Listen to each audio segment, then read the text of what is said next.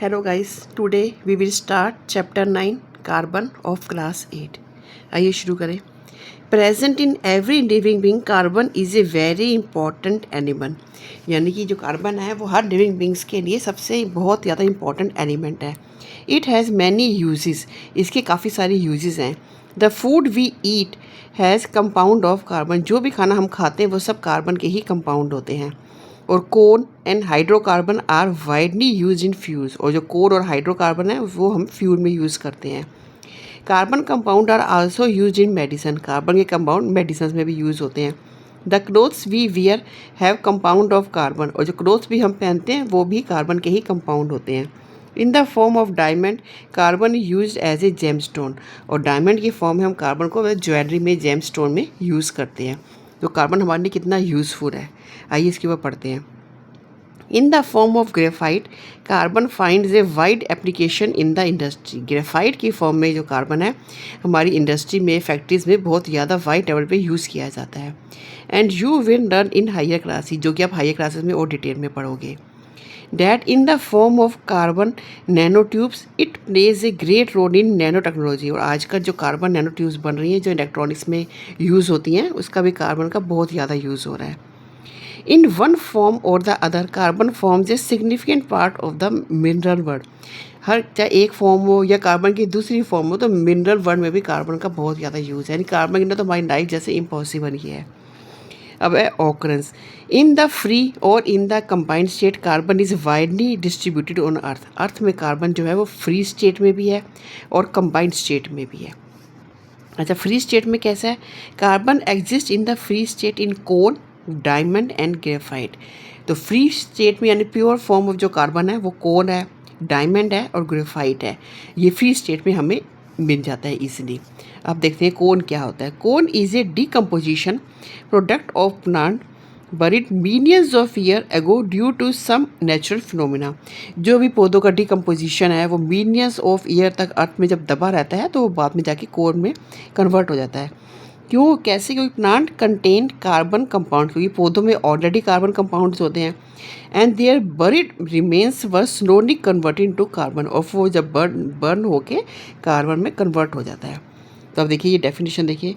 The conversion of A carbon compound into A carbon is called carbonisation. तो carbonisation क्या होता है कि जब कार्बन है ईयर्स तक अर्थ की क्रस्ट में दबा रहता है तो वो कार्बन में कन्वर्ट हो जाता है. कार्बन जो कंपाउंड है, कार्बन के कंपाउंड जब कार्बन में कन्वर्ट होते हैं उसे कार्बोनाइजेशन कहते हैं. इसे आप याद रखिएगा. अच्छा, कार्बन की हमने फर्स्ट फॉर्म कोन पढ़ी थी. अब सेकंड पढ़ते हैं डायमंड और ग्रेफाइट. अब diamond and graphite are the crystalline form of carbon. जो डायमंड और ग्रेफाइट है वो कार्बन की क्रिस्टल फॉर्म है जो नेचर में मिलती है. Graphite is more abandoned then diamond. जो ग्रेफाइट है मतलब अर्थ में बहुत ज़्यादा इजीली अवेलेबल है डायमंड के कंपैरिजन में. अच्छा, अब जो कार्बन है वो कंबाइंड स्टेट में कैसे मिलता है? Carbon is widely distributed in the combined state. ये तो तीनों फ्री स्टेट थी. तीनों फ्री स्टेट कौन सी थी? कोन, डायमंड और ग्रेफाइट. अब कार्बन कंबाइंड स्टेट में कैसे मिलता है? तो पहला है carbon dioxide. Air contains about 0.03% carbon dioxide. जो एयर है उसमें 0.03% कार्बन डाइऑक्साइड, तो यानी कार्बन इसमें कंबाइंड स्टेट में है.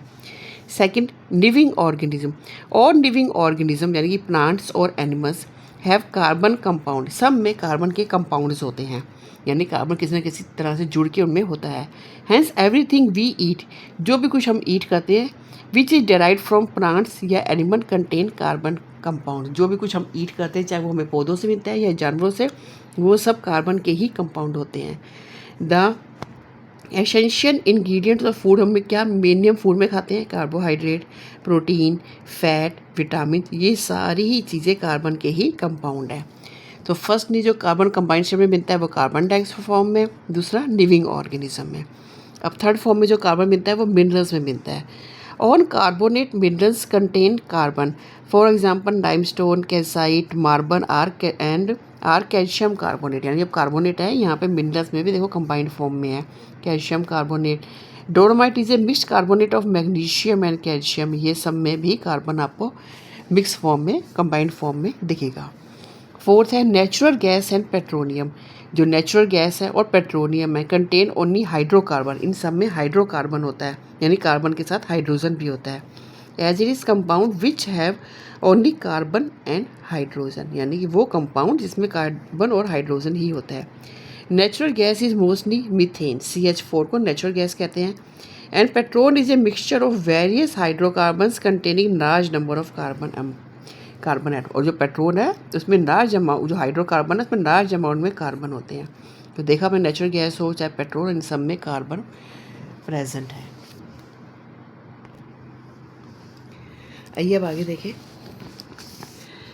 सम common compounds which have carbon. अब कुछ कंपाउंड जिसमें कार्बन होते हैं वो दो तरह के होते हैं, ऑर्गेनिक कंपाउंड और इनऑर्गेनिक कंपाउंड। ऑर्गेनिक कंपाउंड में जो होता है कार्बन और हाइड्रोजन का बॉन्ड होता है, और जो इनऑर्गेनिक कंपाउंड उसमें सिर्फ कार्बन होता है। देखिए जैसे कार्बन मोनोऑक्साइड सिर्फ CO, carbon only carbon, carbon dioxide CO2 gas, sodium carbonate Na2CO3, sodium hydrogen carbonate NaHCO3, calcium carbonate CaCO3, magnesium carbonate MgCO3, zinc carbonate ZnCO3 और कॉपर कार्बोनेट CuCO3। इसमें only carbon है, hydrogen missing है।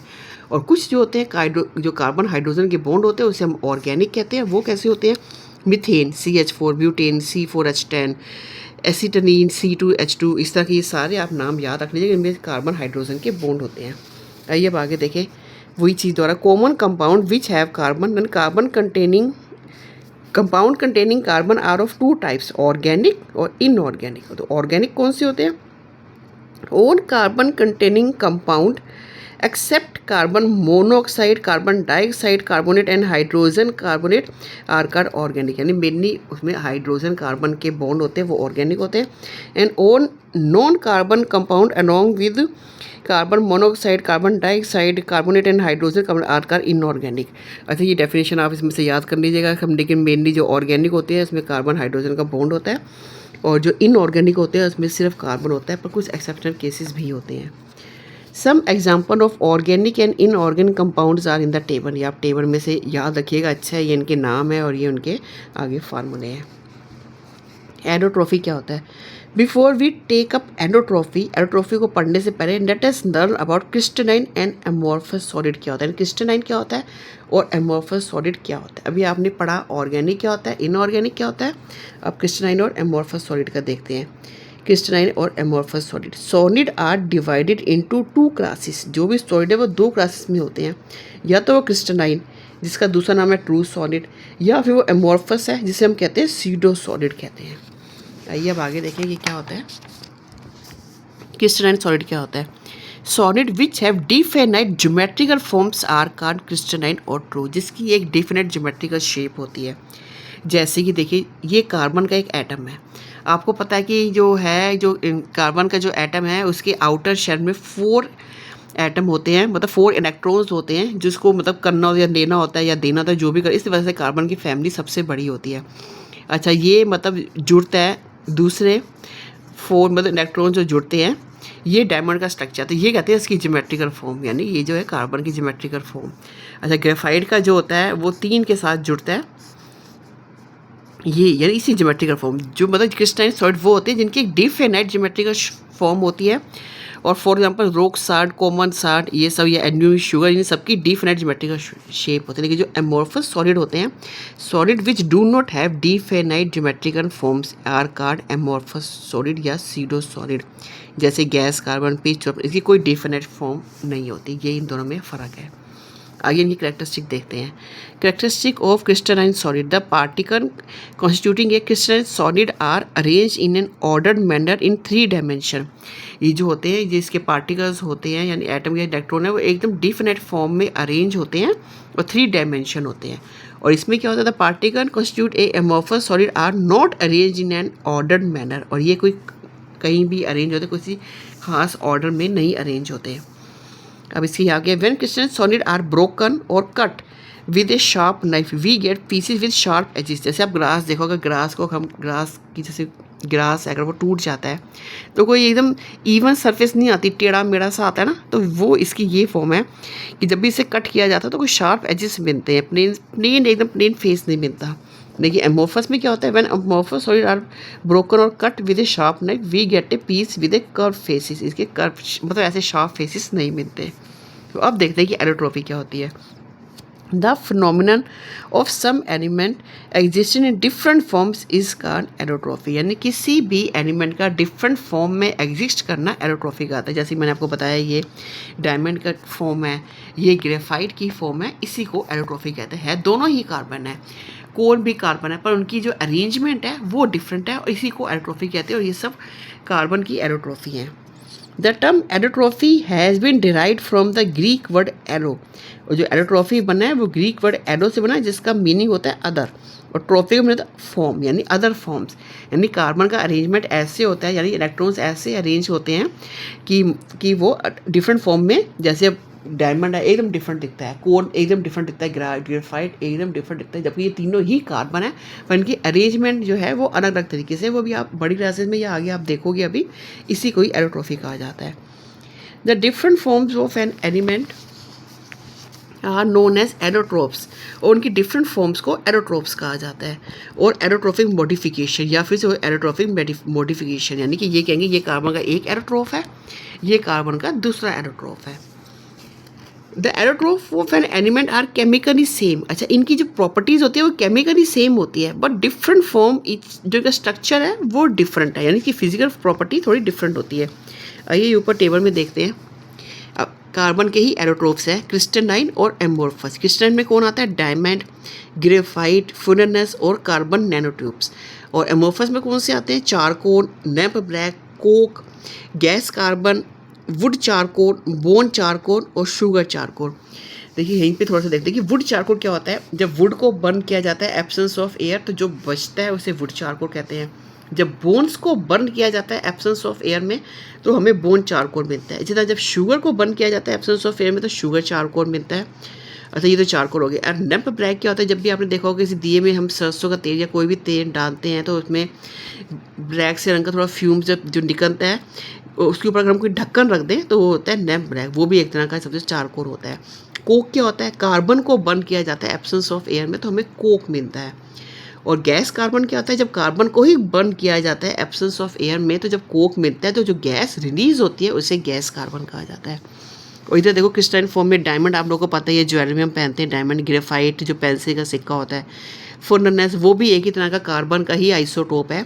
और carbon nanotube जो आजकल use होती है electron में, वो भी कार्बन का ही आइसोटोप है। आइए अब आगे देखें। Carbon, oxygen, phosphorus and sulphur are some common element that show allotropy. तो खाली कार्बन ही नहीं बल्कि ऑक्सीजन, फॉस्फोरस और सल्फर भी एरोट्रॉफी शो करते हैं, यानी डिफरेंट फॉर्म्स में जब अरेंजमेंट होता है एटम का। Diamond, graphite, the fullerenes extra are allotropes of carbon. तो अगर आपको पूछे कि कार्बन के एरोट्रोप्स बताओ तो आप कहोगे डायमंड, ग्रेफाइट और फुरनेस, ये सब कार्बन के एरोट्रोप है। डाईऑक्सीजन और ओजोन है वो ऑक्सीजन के एरोट्रोप्स है। ऑक्सीजन के एरोट्रोप कौन से? डाईऑक्सीजन, ओजोन। फिंदम नेक में आ सकता है, एमसीक्यू में आ सकता है, तो याद रखना चाहिए। You will learn about the allotropy of some element in higher class. बाकी एरोट्रॉफी आप हायर क्लासेस में देखेंगे। तो आपने यहाँ पे देखा कार्बन के तीनों एरोट्रॉफ आपने कौन से देखे? डायमंड, ग्रेफाइट और फुरनेस। ऑक्सीजन के देखिए आपने डाई ऑक्सीजन और ओजोन। आइए अब आगे देखिए। The allotropes of an element differ in physical property. अच्छा ये जो भी एरोट्रोप्स होते हैं इनकी केमिकल प्रॉपर्टी सेम होती है, लेकिन इनकी फिजिकल प्रॉपर्टी जो होती है डिफरेंट होती है। अगर आप डायमंड को भी बर्न करोगे तो वो आगे जाके वैसे ही ऐश में ही बन जाएगा, जैसे ग्रेफाइट है, ये सभी से कहेंगे इसे केमिकल प्रॉपर्टी। लेकिन दिखने में डायमंड और ग्रेफाइट में कितना डिफरेंस है। डायमंड कितना चमकता है और ग्रेफाइट कितना ब्लैक से कलर का है। And though they are chemically the same but differ in some chemical properties, जो कि कुछ केमिकल प्रॉपर्टीज भी इनकी डिफरेंट है। For example graphite is a good conductor of heat and electricity whereas diamond is not. देखो graphite है वो heat and electricity का गुड कंडक्टर है, लेकिन डायमंड से कोई हीट इलेक्ट्रिसिटी नहीं पास होती। अच्छा मैंने आपको अभी बताया था कि डायमंड में क्या होता है, जो कार्बन आता है उसके जैसे कार्बन है ये आगे 4 कार्बन एटम के साथ जुड़ा होता है, यानी जो इसके आउटर शेल में जो 4 इलेक्ट्रॉन है चारों के चारों बिजी, यानी कोई फ्री इलेक्ट्रॉन नहीं है। लेकिन ग्रेफाइट क्या होता है, वो उसके 3 इलेक्ट्रॉन्स के साथ जुड़ा होता है और 1 इलेक्ट्रॉन फ्री है। इसलिए ग्रेफाइट जो है गुड कंडक्टर ऑफ इलेक्ट्रिसिटी है, क्योंकि जो इलेक्ट्रॉन फ्री है वो इलेक्ट्रिसिटी को आगे पास कर देगा। लेकिन जो डायमंड है इसके पास कोई इलेक्ट्रॉन फ्री है ही नहीं है, इसलिए इलेक्ट्रिसिटी पास नहीं करता। That is why diamond is a bad conductor of electricity and graphite is a good conductor of electricity. Note, अच्छा, and though both of them are chemically carbon graphite once in air to give carbon dioxide. अच्छा, लेकिन जब carbon है और graphite है, दोनों को ही हम 700 डिग्री सेंटीग्रेड पे बर्न करेंगे तो दोनों ही कार्बन डाइऑक्साइड ही रिलीज़ करेंगे। मतलब, और डायमंड को अगर 900 पे और ग्रेफाइट को 700 पे। उसी तरीके से ओजोन है वो यूवी रेस को एब्जॉर्ब करता है, जबकि डाई ऑक्सीजन है वो नहीं करता। वही सब इनके इलेक्ट्रॉन फ्री इलेक्ट्रॉन की वजह से। And though both of them are, जब ये दोनों ही ऑक्सीजन है। Ozone is a much stronger oxidising agent dioxygen. Ozone है वो ज़्यादा स्ट्रोंगर ऑक्सीडाइजिंग एजेंट है बजाय कि डाई ऑक्सीजन के। अच्छा, हम एरोट्रॉफी ऑफ कार्बन पे आते हैं। Carbon exist in crystalline as well as amorphous form. हमने यहीं पे देखा कि कार्बन क्रिस्टलाइन और एमोर्फस फॉर्म में होता है। Diamond, graphite and the fullerenes are the crystalline form. अभी ये पहले ही पढ़ चुके हैं कि डायमंड, ग्रेफाइट और जो फुरानस है वो क्रिस्टलाइन फॉर्म है। And charcoal, lamp black, coke and gas of the car, ये एमोर्फस फॉर्म है। ये भी आपको याद रखना चाहिए, पहले भी मैंने ये बात बताई है कि क्रिस्टलाइन फॉर्म कौन कौन सी है कार्बन की, और जो है एमोर्फस फॉर्म कौन कौन सी है। In fact, the amorphous form of carbon are found to contain extremely small crystal of graphite. यहाँ तक कि जो amorphous form है कार्बन में भी कभी कभी हमें ग्रेफाइट के छोटे छोटे क्रिस्टल्स मिल जाते हैं। Hence they are also called microcrystalline form, तो उसे हम microcrystalline form भी कह देते हैं। आइए देखिए आगे। The crystalline form of carbon. In its crystalline form of a carbon, atom is bonded to 3 or 4 other carbon atom. Crystalline form में क्या होता है, जो कार्बन एटम है इसके आउटर शेल में 4 इलेक्ट्रॉन है, तो ये कभी कभी 3 इलेक्ट्रॉन, ये कभी कभी 4 इलेक्ट्रॉन का शेयरिंग करके जो है बनाता है atom. These atom in turn are bonded to other carbon atom in such different crystalline form. यानी कार्बन का एक एटम कार्बन के दूसरे एटम के साथ जुड़ता है डिफरेंट फॉर्म के अंदर, उसी से डायमंड और ग्रेफाइट जो है ना बनते हैं, अरेंज होते हैं उनकी अरेंजमेंट के ऊपर ही। अच्छा, diamond is the costliest gemstone. Diamond आपको पता ही बहुत ही कॉस्टलीस्ट होता है, और हार्डेस्ट, सबसे ज़्यादा हार्डेस्ट जो है ना नेचुरल सब्सटेंस है, उससे ज़्यादा हार्ड कुछ भी नहीं है। It is so hard that it can only be cut by another diamond. और ये इतना हार्ड है कि किसी तरीके से तोड़ा ही नहीं जा सकता, बल्कि किसी दूसरे डायमंड से ही आप इसे तोड़ सकते हो। Diamond are form at the higher temperature and pressure that exist. जो डायमंड बनता है वो काफ़ी हाई टेम्परेचर और हाई प्रेशर के क्रिएट करने पर ही बनता है। 100 kilometre below the earth surface के नीचे। They are brought to the surface along with the carrier rock kimberlite by volcanic. जब भी वॉल्केनिक एक्शन होते हैं तो ये अर्थ के नीचे से, अर्थ क्रस्ट से ऊपर आ जाता है। They form only 1 part in over 50, इतने मतलब 15 मिलियंस में ही एक बार ही बनता है। Part of the diamond are found mainly in Australia, Botswana and South Africa. तो डायमंड मेनली कहाँ पाया जाता है? ऑस्ट्रेलिया में, बोट्सवाना में और साउथ अफ्रीका में। और ये बहुत सालों में ही बनता है, और ये काफ़ी हाई टेम्परेचर और हाई प्रेशर पे। Diamond is artificially produced by heating graphite. Diamond को हम आर्टिफिशियली भी प्रोड्यूस कर सकते हैं अगर हम ग्रेफाइट को इतने हाई टेम्परेचर पे, यानी 5000 डिग्री सेंटीग्रेड पे, और इतना हाई प्रेशर दे एटमॉस्फेयर का, तो हम डायमंड को क्रिएट कर सकते हैं। डैप्स में भी diamond is generally colourless. Diamond का कोई कलर नहीं होता। However the coloured varieties yellow, brown, red, green, blue, grey और even black are also found in nature. वैसे तो डायमंड का कलर नहीं होता, पर ये कुछ कलर के जो डायमंड है वो नेचर में देखे जा सकते हैं। The colour arise due to material impurity. जो कलर आता है उसमें जो भी इम्प्योरिटी है उसकी वजह से होता है, otherwise diamond is a colourless. The next costly variety grey and black have no use as gemstone. जो बहुत ही ज़्यादा जिसमें गंदगी होती है, जो ग्रे और ब्लैक है, उसको हम जेमस्टोन में यूज़ ही नहीं करते। And are use for cutting grass and draining rock. और उस डायमंड को हम ग्रास की कटिंग, होता वो भी डायमंड है लेकिन उसे ग्रास की कटिंग में और ड्रेनिंग रॉक में यूज़ करते हैं, रॉक्स वगैरह को ड्रिल करने के लिए। अब डायमंड की प्रॉपर्टीज़ देखते हैं। Diamond is the hardest solid known. दुनिया में डायमंड सबसे ज़्यादा हार्डेस्ट सॉलिड है। इसकी जो डेंसिटी है 3.51 ग्राम पर सेंटीमीटर क्यूब है। A properly cut diamond bends back a great percentage of the light falling on it. अगर प्रॉपरली इसको कट किया जाता है तो इसमें बहुत ज़्यादा लाइट मतलब स्पार्कल करता है, मतलब इसमें बहुत ज़्यादा लाइट को रिफ्लेक्ट करता है, इसी वजह से ये स्पार्कल करता है। The ability of a substance to bend light depends upon a property called refractive index. ये आपने फिजिक्स में देखा होगा कि जिसका रिफ्रैक्टिव इंडेक्स ज़्यादा, यानी लाइट जितनी बेंड होती है वो चीज़ उतनी ही स्पार्कल करती है। Diamond has a very high refractive, और डायमंड का इसी रिफ्रैक्टिव इंडेक्स बहुत हाई होता है। It has a very high melting point, और ये आपको पता ही है कि डायमंड बहुत ही ज़्यादा हीट जब से दी जाती है कार्बन को तभी वो डायमंड बनता है, यानी कि उसकी वो ऐसी जो फॉर्मेशन बनती है कि वो एटम इधर जुड़ेगा, एक एटम इधर जुड़ेगा, एक एटम इधर जुड़ेगा, और इसके लिए हमें बहुत ज़्यादा हीट चाहिए होती है। तो जब इतनी हीट से ये बना है तो फिर इतनी ईजिली मेल्ट नहीं होता, तो इसको मेल्ट करने के लिए 3930 डिग्री सेंटीग्रेड के टेम्परेचर पे ही ये मेल्ट होता है। इसका मेल्टिंग पॉइंट बहुत हाई होता है। It is a bad conductor, ये हमने देखा था क्योंकि इसे फ्री इलेक्ट्रॉन कोई नहीं है, इसलिए ये बैड कंडक्टर ऑफ इलेक्ट्रिसिटी है। It does not allow electricity current to pass, इस वजह से इलेक्ट्रिसिटी करंट पास हो ही नहीं सकता क्योंकि इसमें कोई इलेक्ट्रॉन ही फ्री नहीं है। When ignited it burns in air, अगर इसको 900 डिग्री सेंटीग्रेड पे यानी ऑक्सीजन एट 700 सेंटीग्रेड, तो ये कार्बन डाइऑक्साइड यानी कार्बन को अगर इन द प्रेजेंस ऑफ ऑक्सीजन हम उसे बर्न करेंगे तो ये कार्बन डाइऑक्साइड में कन्वर्ट हो जाएगा। अब डायमंड का स्ट्रक्चर देखते हैं। In diamond each carbon atom is bonded to 4 other carbon atom as shown in figure. The center carbon atom is bonded to 4 carbon atom placed at the vertices of a tetrahedron. The other carbon atom in turn are also tetrahedrally bonded to 4 carbon atom each. देखिए एक carbon atom 4 carbon atom को पकड़ के रखा हुआ है, यानी इसके जो आउटर शेल में जो 4 इलेक्ट्रॉन, इस वजह से ये 4 है और ये 3D डायमेंशन बनाते हैं। इसी तरीके से ये एक दूसरे के साथ जुड़ते चल जाते हैं और ये सबसे ज़्यादा हार्डेस्ट सब्सटेंस बन जाता है।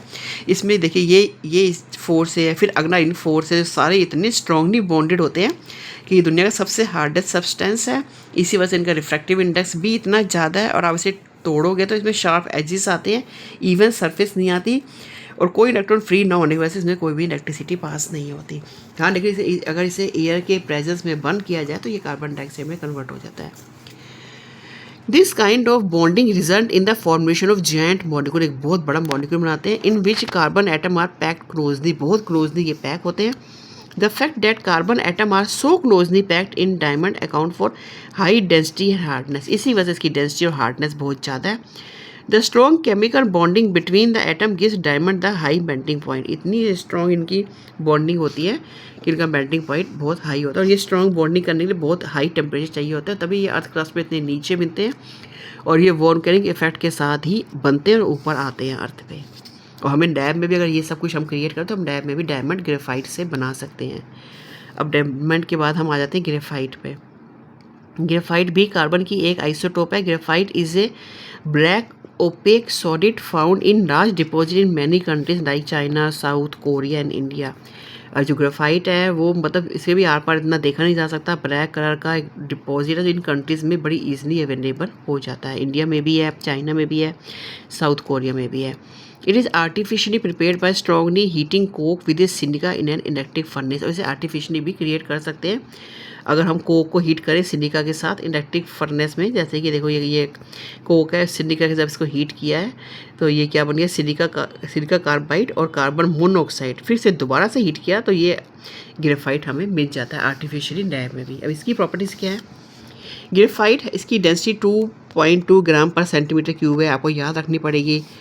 डायमंड की तरह, डायमंड जितना हार्ड है पर ये उतना हार्ड नहीं है, सॉफ्ट है। ये सॉफ्ट क्यों है? क्योंकि जो डायमंड है 3 एटम्स के साथ जुड़ के बना है, मतलब 4 एटम्स के साथ। लेकिन ग्रेफाइट में क्या होता है, सिर्फ 3 के साथ जुड़ा होता है, 4 इलेक्ट्रॉन फ्री होता है, इस वजह से ये सॉफ्ट है। इसका टेम्परेचर उससे थोड़ा कम है, ये भी 3700 डिग्री सेंटीग्रेड के ऊपर ही बनता है, लेकिन उससे डायमंड के कंपैरिजन में कम है। लेकिन ये good conductor of heat and electricity है क्योंकि फ्री इलेक्ट्रॉन होने की वजह से, और इसे भी जब एयर में बर्न किया जाए तो ये भी कार्बन डाइऑक्साइड ही देता है डायमंड की तरह। आइए अब आगे देखें इसका। Graphite contains layers of hexagonal rings of carbon atom joint together. Each carbon atom is shared by 3 rings. These rings occur in different planes arranged parallel to each other. Each layer held by an adjacent layer with weak forces, so the adjacent carbon layer are slide over one another. As you can see, graphite and diamond have different structure. This account for the different in the properties. ये देखिए, आपको मैंने बताया है कि diamond का जो एक एटम है वो दूसरे 3 एटम से जुड़ के बना होता है, तो ये लेयर से है, लेयर से बनता है। ये 3 डायमेंशन हो गए, 2 डायमेंशन के अंदर, फिर लेयर्स के बाद दूसरी लेयर, इसका एक इलेक्ट्रॉन फ्री होता है, तो इनके बीच में थोड़ा जो बॉन्ड है ना वो स्ट्रॉन्ग नहीं होता, वीक होता है। अगर हाँ नीचे से भी अगर ये जुड़ा होता है, मानी देखो ये एटम है, ये 3 से जुड़ा है, 1 2 3, इसको देखोगे ये भी 3 से जुड़ा है, जबकि डायमंड के केस में 4 से था, तो इसका एक इलेक्ट्रॉन फ्री है बीच में, तो ये लेयर्स के अंदर मिलता है, ऐसा 3 डायमेंशनल नहीं मिलता। और इस वजह से इनके बीच की बॉन्डिंग वीक होता है। आप देखो ग्रेफाइट को आप सिक्कों को आराम से तोड़ोगे तो ईजिली टूट जाता है, लेकिन आप डायमंड को आप तोड़ ही नहीं सकते, क्योंकि इसके सारे बॉन्ड मतलब सारे एटम जो सारे इलेक्ट्रॉन जुड़े हुए हैं एक दूसरे के साथ, कहीं पे भी कुछ भी फ्रीनेस नहीं है। अच्छा, यूजेस क्या है? ग्रेफाइट इलेक्ट्रोड्स आर वाइडली, जो ग्रेफाइट है वो इलेक्ट्रोड्स में यूज़ होता है, जैसे सैन के अंदर भी देख सकते हो, जब इलेक्ट्रोलिसिस करते हो जो इलेक्ट्रोड्स यूज़ करते हो वो ग्रेफाइट के बने होते हैं। It is use as a solid lubricant for machines that work at high temperature. अच्छा, इसका मेल्टिंग पॉइंट पे हाइट है तो हम इसे मशीन्स में लुब्रिकेंट की तरह यूज़ करते हैं। The internal combustion engine of A motor vehicle वगैरह के अंदर हम इसे यूज़ करते हैं ग्रेफाइट को। Graphite leaves A mark on paper, और पेपर में भी हम इसे मार्क छोड़ता है। In fact the laid off A pencil is graphite, जो पेंसिल का लेड है एक्चुअली वो ग्रेफाइट ही है। ग्रेफाइट, प्योर ग्रेफाइट में थोड़ी सी क्ले मिक्स कर दी जाती है थोड़ा से और सॉफ्ट स्मूथी बनाने के लिए। Being very soft graphite has to be mixed with clay, soft करने के लिए क्ले मिक्स कर दी जाती है। The greater the portion of graphite the softer the pencil, जितना ग्रेफाइट का पोर्शन हम बढ़ा देंगे पेंसिल उतनी ही सॉफ्टर रहेगी। The term graphite is derived from the Greek word grapho, यानी कि आई राइट, ग्रेफो का मतलब था I write. It is use for making crucible for casting matter, इसे एज ए कास्टिंग मैटर को निकालने में भी इसमें क्रूसिबल की तरह इसे यूज़ किया जाता है, मैटर्स को डिस्ट्रैक्शन के लिए, मतलब मैटर को रिकवर करने के लिए। A mixture of graphite and linseed oil is use for painting things made of iron, ऐसे चीज़ों को पेंट करने के लिए जो आयरन से बनी वहाँ भी ग्रेफाइट यूज़ होता है। It is use in nuclear reaction, और न्यूक्लियर रिएक्शन में भी ग्रेफाइट को यूज़ किया जाता है because of high melting point. Fullerenes और कार्बन नैनो ट्यूब्स क्या होती है? Fullerenes and carbon nano tubes are crystalline form of carbon, ये क्रिस्टलाइन फॉर्म है, एमोर्फस फॉर्म नहीं है। Nano tubes have played a great role in the development of all together new technology known as nano technology. ये भी एक तरह की sheet से बन जाती है स्टील की तरह से, जिसके बाद जो हम आजकल इलेक्ट्रॉनिक्स में यूज़ करते हैं वो सब भी कार्बन से ही बनी होती है, और जो बनाने की टेक्निक है उसे नैनो टेक्नोलॉजी कहा जाता है। You will learn about these, आप इसका डिटेल भी हायर क्लासेस में ही पढ़ेंगे, अभी इसकी ज़रूरत नहीं है इतनी। The amorphous form of carbon. Unlike the crystalline form, the amorphous forms of substance contain loosely head particle. Crystalline की कंपैरिजन में जो amorphous है वो थोड़े से लूजली हेड पार्टिकल्स होते हैं।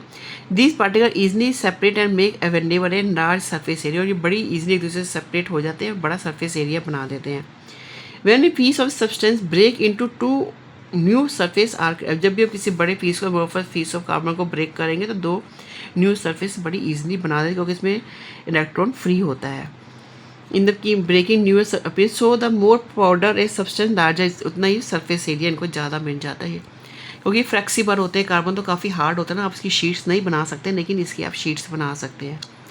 Because of its larger surface area the amorphous form of substance is generally more active than crystalline form, तो इसके सरफेस एरिया शीट्स बन जाती है, इस वजह से ये ज़्यादा एक्टिव होते हैं क्रिस्टलाइन की फॉर्म की वजह से। अब आगे देखते हैं कि चारकोल्स क्या होते हैं। The charcoals are prepared by a process known as destructive distillation और पायरोलिसिस। अब डिस्ट्रक्टिव डिस्टिलेशन क्या होता है? डिस्ट्रक्टिव डिस्टिलेशन का मतलब होता है आप कार्बन को बर्न कर रहे हो in the absence of air. हर चीज़ हम प्रेजेंस ऑफ एयर में ही बर्न होती है, लेकिन हम इतनी ज़्यादा हीट दें और उसे किसी बॉक्स में पैक करके कार्बन को बर्न करेंगे तो उसी को डिस्ट्रक्टिव डिस्टिलेशन कहा जाता है, यानी burning in absence of air, main इसका यही मीनिंग है। In destructive distillation a substance is heated in the absence of air. ये आपको याद रखना है कि डिस्ट्रक्टिव डिस्टिलेशन में कोई भी सब्सटेंस हीट होता है in the absence of air with a view of breaking bigger molecules into smaller. इस तरीके से जो बड़ा मॉलिक्यूल है स्मॉलर मॉलिक्यूल में ब्रेक हो जाता है। During the process certain substance distil out and may be corrected, और इस प्रोसेस में कुछ और भी सब्सटेंसेस निकलते हैं, उन्हें करेक्ट कर लिया जाता है। यानी अगर हम कार्बन को इन the absence of air burn करेंगे तो कोक बन जाता है, इसके साथ साथ जो गैस निकलती है उसे कार्बन गैस करते हैं, और कुछ लिक्विड निकलता है उसे कार्बन टार कहते हैं। तो ये सब कुछ भी इस प्रोसेस में हमें मिलता है। अब देखते हैं वुड चारकोल क्या होता है। Wood charcoal is prepared by the destructive distillation of would, यानी वुड को जब एब्सेंस ऑफ एयर बर्न करा जाए तो वुड चारकोल मिलता है। A mixture of gases and vapours evolve, और कुछ गैसेस और वेपर्स भी इसके साथ हमें मिलते हैं। एंड द चारकोल, और जो वुड जब बर्न हो जाती है वो एक चारकोल के फॉर्म में रेसिड्यू की तरह, उसे कोल भी कहते हैं, कच्चा कोला, तो हमें वो चारकोल मिल जाता है। The mixture of gases carbon dioxide, carbon monoxide, methane and hydrogen is combustible and is known as wood gas. और ये गैसेस वहाँ से रिलीज होती हैं. On being condensed, the vapor separate into a tar. और जो कंडेंस जो vapours निकल रहे होते हैं बर्निंग के टाइम पे, जब उसे ठंडा कर दिया जाता है वो एक टार की फॉर्म में बन जाता है, लिक्विड की फॉर्म में. और उस लिक्विड को कहते हैं pyroligneous acid. Contain some organic compound. उनमें कुछ वो भी यूज़ होता है, उनमें भी कुछ ऑर्गेनिक कंपाउंड होते हैं. ये देखिए यहाँ पे करा जा रहा है.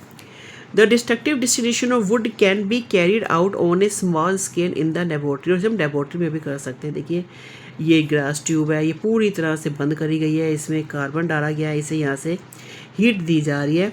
तो कुछ जो वेपर्स हैं उसको यहाँ पे कंडेंस करके एक टार के रूप में बनाया जा रहा है. और यहाँ से कुछ गैसेस भी निकलती है, जिसको हम देखो यहाँ पे माचिस लगाई तो वो बर्न हो रही है, वो गैसेस यहाँ पर गैसेस भी निकल रही है. और ये जो ऊपर एसिड से कहेंगे पायरोनिजियस एसिड. आइए आगे देखें. आप इसी एक्टिविटी को यहाँ पे दिखाया गया है. यू कैन मेक, यही सारा कुछ यहाँ पे लिखा हुआ है. You can make wood charcoal at home too. आप घर पे भी ये बना सकते हो. Put some wood shaving in a can. एक कैन में लकड़ी की जो कुछ जो शेविंग्स होती हैं, जो हमें कद्दू के जैसे करा होता है, उसे एक कैन में डालो. And cover it with a lid. और उस कैन को बंद कर दो. Make a hole in the lid. और उस लिड के अंदर एक छेद बना दो. And heat the can on a stove. और स्टोव पे उस कैन को गर्म करो. Hold a lighted match to the mixture of gases emerging from the hole. और उस होल के ऊपर एक माचिस की तिल्ली जगा दो. It should be burn with a steady flame. और उसे एक कॉन्टीन्यूस फ्लेम से बर्न करो. Place a can full of ice near the hole. और फिर एक आइस का कैन उस होल के पास रख दो. The substance in the mixture that have a low melting point will condense around this. और जो भी मिक्सचर है जिसका मेल्टिंग पॉइंट लो है वो वहाँ उसके होल के आसपास जम जाएगा. Turn off the stove. Stove को बंद कर दो. When the gas is stop evolving. जब गैस निकलनी बंद हो जाए. Examine the can after they have cooled. जब केन थोड़ा ठंडा हो जाए और इसे एग्जामिन करो. The wood shaving would have converted into charcoal. वो जो वुड की शेविंग थी वो चारकोल में कन्वर्ट हो चुकी है. And there will be tar on the surface of the second can. और एक टार है जो ठंडा कर लिया गया है, वो दूसरे कैन में उसकी सरफेस पे है. As well inside the surface of the first. उसकी और हमने जो देखा था वो जो गैस थी उससे वो हमारी माचिस बर्न हो रही थी. Being a form of carbon, wood charcoal shows the general properties of carbon which we will study soon. तो हम देखिए उसकी कुछ प्रॉपर्टीज पढ़ेंगे आगे. Activated charcoal. Activated charcoal is prepared by heating wood charcoal. जो एक्टिवेटेड चारकोल है, wood charcoal को अगर आप 900 डिग्री सेंटीग्रेड पे हीट करते हो लिमिटेड सप्लाई ऑफ एयर और स्टीम से, any tar in the wood charcoal is removed. और उसमें से टार को रिमूव कर दिया जाए. And the surface area of the charcoal increase greatly. तो चारकोल का सरफेस एरिया बढ़ जाता है. 1 kilogram of activated charcoal in powder form has a surface area 1 kilometre square. यानी जब आप इसको हीट करोगे तो वो काफ़ी मतलब उसका सरफेस एरिया इंक्रीज हो जाता है. Hence activated charcoal is much more active than simple wood charcoal. यानी जो आपको चारकोल मिला है उसे आपने दोबारा हीट किया है तो मतलब वो पतला और थिन होकर उसका सरफेस एरिया और ज़्यादा इंक्रीज हो जाता है. अच्छा, ये तो हमारा था वुड चारकोल. अब हम पढ़ेंगे बोन और animal charcoal. Animal bones are first boiled with water to remove fatty substance. Animals की बोन्स को पहले बॉइल्ड वाटर में डाल के उसके बाद कुछ फैटी सब्सटेंस को हटा दिया जाता है. And then subtracted to destructive distillation in a retort. Destructive distillation क्या होता है? Burn in absence of air. The solid product in the retort is wash thoroughly with hydrochloric acid. और फिर इस पर हाइड्रोक्लोरिक एसिड डाला जाता है. वुड में तो हमने डायरेक्ट बर्न कर दिया था, पर बोन्स के केस में हम ऊपर से हाइड्रोक्लोरिक एसिड डालेंगे. The residual substance is bone charcoal. जो नीचे सब कुछ बचेगा वो बोन चारकोल है. यानी बोन्स के ऊपर हमने इस बार हाइड्रोक्लोरिक एसिड डाला है. लास्ट टाइम हमने वुड के ऊपर कुछ भी नहीं डाला था. अब शुगर चारकोल कैसे मिलता है? Sugar charcoal is the purest form of carbon. It is prepared by the destructive distillation से. जब केन शुगर गन्ने के जूस को bye dehydration of sugar with concentrated, इसके अंदर मतलब ये गन्ने का जूस है, इसको हम बर्न करेंगे तो हमें कार्बन और ये वाटर मिल जाता है. अब नैप ब्लैक यानी जिसे हम सूट कहते हैं वो क्या होता है? When substances like oil and wax burn, soot is given out. जब भी आप दिए में तेल डाल के जो बर्न करते हैं, जो ऊपर ब्लैक से रंग का धुआं सा निकलता है, उसी को सूट कहा जाता है. देखो यहाँ पे इसकी एक्टिविटी करके दिखाई है। You can prepare lamp black at home by burning mustard oil with the help of a wick and connecting the soot on a dish. किसी दिए में मस्टर्ड ऑयल को डाल के उसमें एक बत्ती डाल के उसे जला दिया जाए, ऊपर आप इस प्लेट को कवर करके रख दोगे तो आपको सूट मिल जाएगा। और soot is use for preparing kajal and printer ink, और ये ही सूट से काजल या फिर जो प्रिंटर वगैरह की इंक होती है वो इसी से ही बनाई जाती है। अब कोक क्या होता है?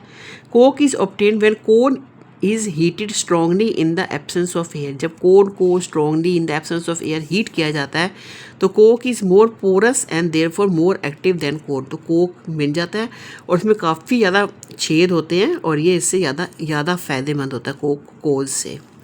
अब गैस कार्बन क्या होता है? Gas carbon deposit on the wall of a retort when a hydrocarbon is heated in the absence of air. Gas carbon is a good conductor of electricity and is therefore used in electrode. अरे gas carbon भी जब core को ही burn करते हैं तो जो gas निकलती है उसी को गैस कार्बन कहा जाता है और ये इलेक्ट्रिसिटी का एक अच्छा सोर्स होता है। इससे हम इलेक्ट्रोलिसिस के इलेक्ट्रोड बनाते हैं। फिर हम यूजफुल प्रॉपर्टीज़ ऑफ कार्बन। अब कार्बन की कुछ प्रॉपर्टीज़ देखते हैं। We have already discuss some properties and uses of different form of carbon. हमने अभी कुछ प्रॉपर्टीज़ और कुछ यूजेस कार्बन के पढ़े, रीड करें अभी। Let us talk about a few more properties and uses. अब कुछ और प्रॉपर्टीज़ और कार्बन के कुछ और यूजेस पढ़ते हैं। Absorption a physical property. Absorption, a physical property. You have learned that in absorption, a thin layer of a substance is formed on the surface of another substance. Absorption में आपको पता है कि पतली लेयर एक substance की दूसरे substance के ऊपर आ जाती है। ये substance on the surface of which absorption take place is called absorbent. जिसकी ऊपर लेयर आती है उस सब्सटेंस को एब्जॉर्बेंट कहते हैं। Absorption is a surface phenomena. ये सरफेस फिनोमिना होता है in which a thin layer of the absorbed substance is formed only at the surface of, एक लेयर दूसरे के ऊपर आ जाती है, जब इलेक्ट्रोप्लेटिंग वगैरह भी कहते हैं। For example moisture is absorb at any solid surface that is expose to moist air. अब जैसे मॉइस्चर होता है हवा में, अगर पानी है तो वो आसपास की चीज़ें थोड़ा सा, जैसे दीवार, आपने देखा होगा रेनी सीजन में हमारी वॉल्स कितनी गीली हो जाती हैं, तो जो दीवारें हैं वो पानी को एब्जॉर्ब कर लेती हैं। जो हमारी वॉल्स है उससे हम कहेंगे एब्जॉर्ब्ड, मतलब उसका नाम है, हाँ, एब्जॉर्बेंट कहते हैं। तो moisture is absorb at any solid surface that is expose to moist air. The formation of thin film of oil over the surface of water is another. और कभी कभी पानी, जो ऑयल है पानी के ऊपर थिन लेयर आ जाती है, उसको भी एब्जॉर्प्शन कहा जाता है। बीइंग ए सरफेस फिनोमेना, ये याद रखना कि ये सरफेस फिनोमेना होता है। Absorption is dependent on surface area. Surface area पे ये डिपेंड करता है, जितना ज़्यादा सरफेस एरिया होगा उतना ही ज़्यादा एब्जॉर्प्शन होगा। It is found that the larger the surface area of the absorbent the greater is the absorption. यानी जितना ज़्यादा सरफेस एरिया होगा उतना ही ज़्यादा एब्जॉर्प्शन होता है, क्योंकि ये सिर्फ सरफेस एरिया फार्मूला होता है। ऊपर से जो पोर्स होते हैं उसके जरिए चीज़ एब्जॉर्ब हो जाती है। Absorption by charcoal. As charcoal has a large surface area in powder form. अब चारकोल का सरफेस एरिया ज़्यादा होता है कार्बन के कंपैरिजन में। दे आर गुड एब्जॉर्बेंट, इसलिए जो चारकोल है वो गुड एब्जॉर्बेंट होता है। The following uses of charcoal are based on the property. Wood charcoal is a good absorbent of gases. जो वुड चारकोल है वो गैसेज को बहुत ज़्यादा एब्जॉर्ब कर लेता है, क्योंकि करने से भी पोर्स आ जाते हैं। क्योंकि जब कार्बन है, जब हमने उसको बर्न किया इन द एब्सेंस ऑफ एयर, उसमें से हमारी गैसेज निकल गई और कोल टार निकल गया, तो उसमें जो होता है होलो स्पेसेस आ जाते हैं, तो उसके अंदर फिर कोई भी चीज़ ईजिली एब्जॉर्ब हो जाती है। It is therefore use in gas mask. जो गैस मास्क में भी यूज़ किया जाता है to remove poisonous gases. An active form of charcoal prepared from coconut shell is specially suitable for gas mask. तो कोकोनट शेल से जो बनाया जाता है वो सबसे ज़्यादा सुटेबल होता है गैस मास्क के। अच्छा, बोन चारकोल और animal charcoal is use to remove the brown impurities from unrefined sugar. जब शुगर जब बनाई जाती है तो उसमें से इम्प्योरिटीज़ निकालने के लिए जो बोन चारकोल डाला जाता है, वो उसके अंदर की सारी इम्प्योरिटीज जो मैल है वो बोन चारकोल पी जाता है, एब्जॉर्ब कर जाता है। Many impurities of water are removed by filtration through charcoal. इसी तरह से पानी की इम्प्योरिटीज़ को भी चारकोल रिमूव कर देता है, उसमें पोर्स वगैरह होते हैं। This is done in municipal water treatment plant. जो हमारी म्यूनिसिपल वाटर ट्रीटमेंट प्लांट होते हैं वहाँ पर इसको यूज़ किया जाता है। As well as in domestic UV purifier. जो हमारे घर में यूवी प्योरीफायर है उसमें भी इसी के जरिए पानी को प्योर किया जाता है। Activated coconut charcoal is use for separating a mixture of noble gases helium, neon, argon, krypton and xenon. इस तरह कोकोनट चारकोल से भी ये गैसेस को रिमूव किया जाता है। Different noble gases are absorb by the charcoal at different temperature. अलग अलग गैसेज अलग अलग टेम्परेचर पर एब्जॉर्ब होती हैं। The activated charcoal facilities certain chemical reaction and is therefore use as a catalyst. और ये चारकोल हम कभी कभी अपनी केमिकल रिएक्शन में भी कैटलिस्ट की तरह यूज़ करते हैं रिएक्शन को फास्ट करने के लिए। For example chlorine absorb on activated charcoal readily combines with hydrogen in darkness. तो जो क्लोरीन है वो एब्जॉर्ब हो जाता है चारकोल के द्वारा। Their reaction between chlorine and hydrogen in darkness is otherwise extremely slow.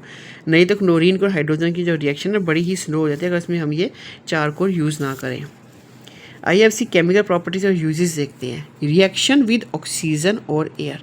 On being heated carbon burns in excess of oxygen और air to form carbon dioxide. यानी कार्बन को एक्सिस ऑफ ऑक्सीजन में जब burn करते हैं तो हमें carbon dioxide gas मिलती है, साथ में से हमें हीट भी मिलती है। जैसे आप देखते हैं घर में बर्निंग की जाती है, कोयला वगैरह जब हम बर्न करते हैं ऑक्सीजन की प्रेजेंस में तो हमें वो गैस तो रिलीज़ करता है पर बहुत ज़्यादा अमाउंट में हीट भी रिलीज़ करता है। In an insufficient supply of air carbon monoxide is form. अच्छा, अगर कार्बन को हम कम ऑक्सीजन में बर्न करेंगे तो कार्बन डाइऑक्साइड की बजाय कार्बन मोनोऑक्साइड हमें मिलेगी प्लस सेम हीट मिलेगी। कार्बन डाइऑक्साइड थोड़ी कम डेंजरस होती है, कार्बन मोनोऑक्साइड ज़्यादा डेंजरस होती है।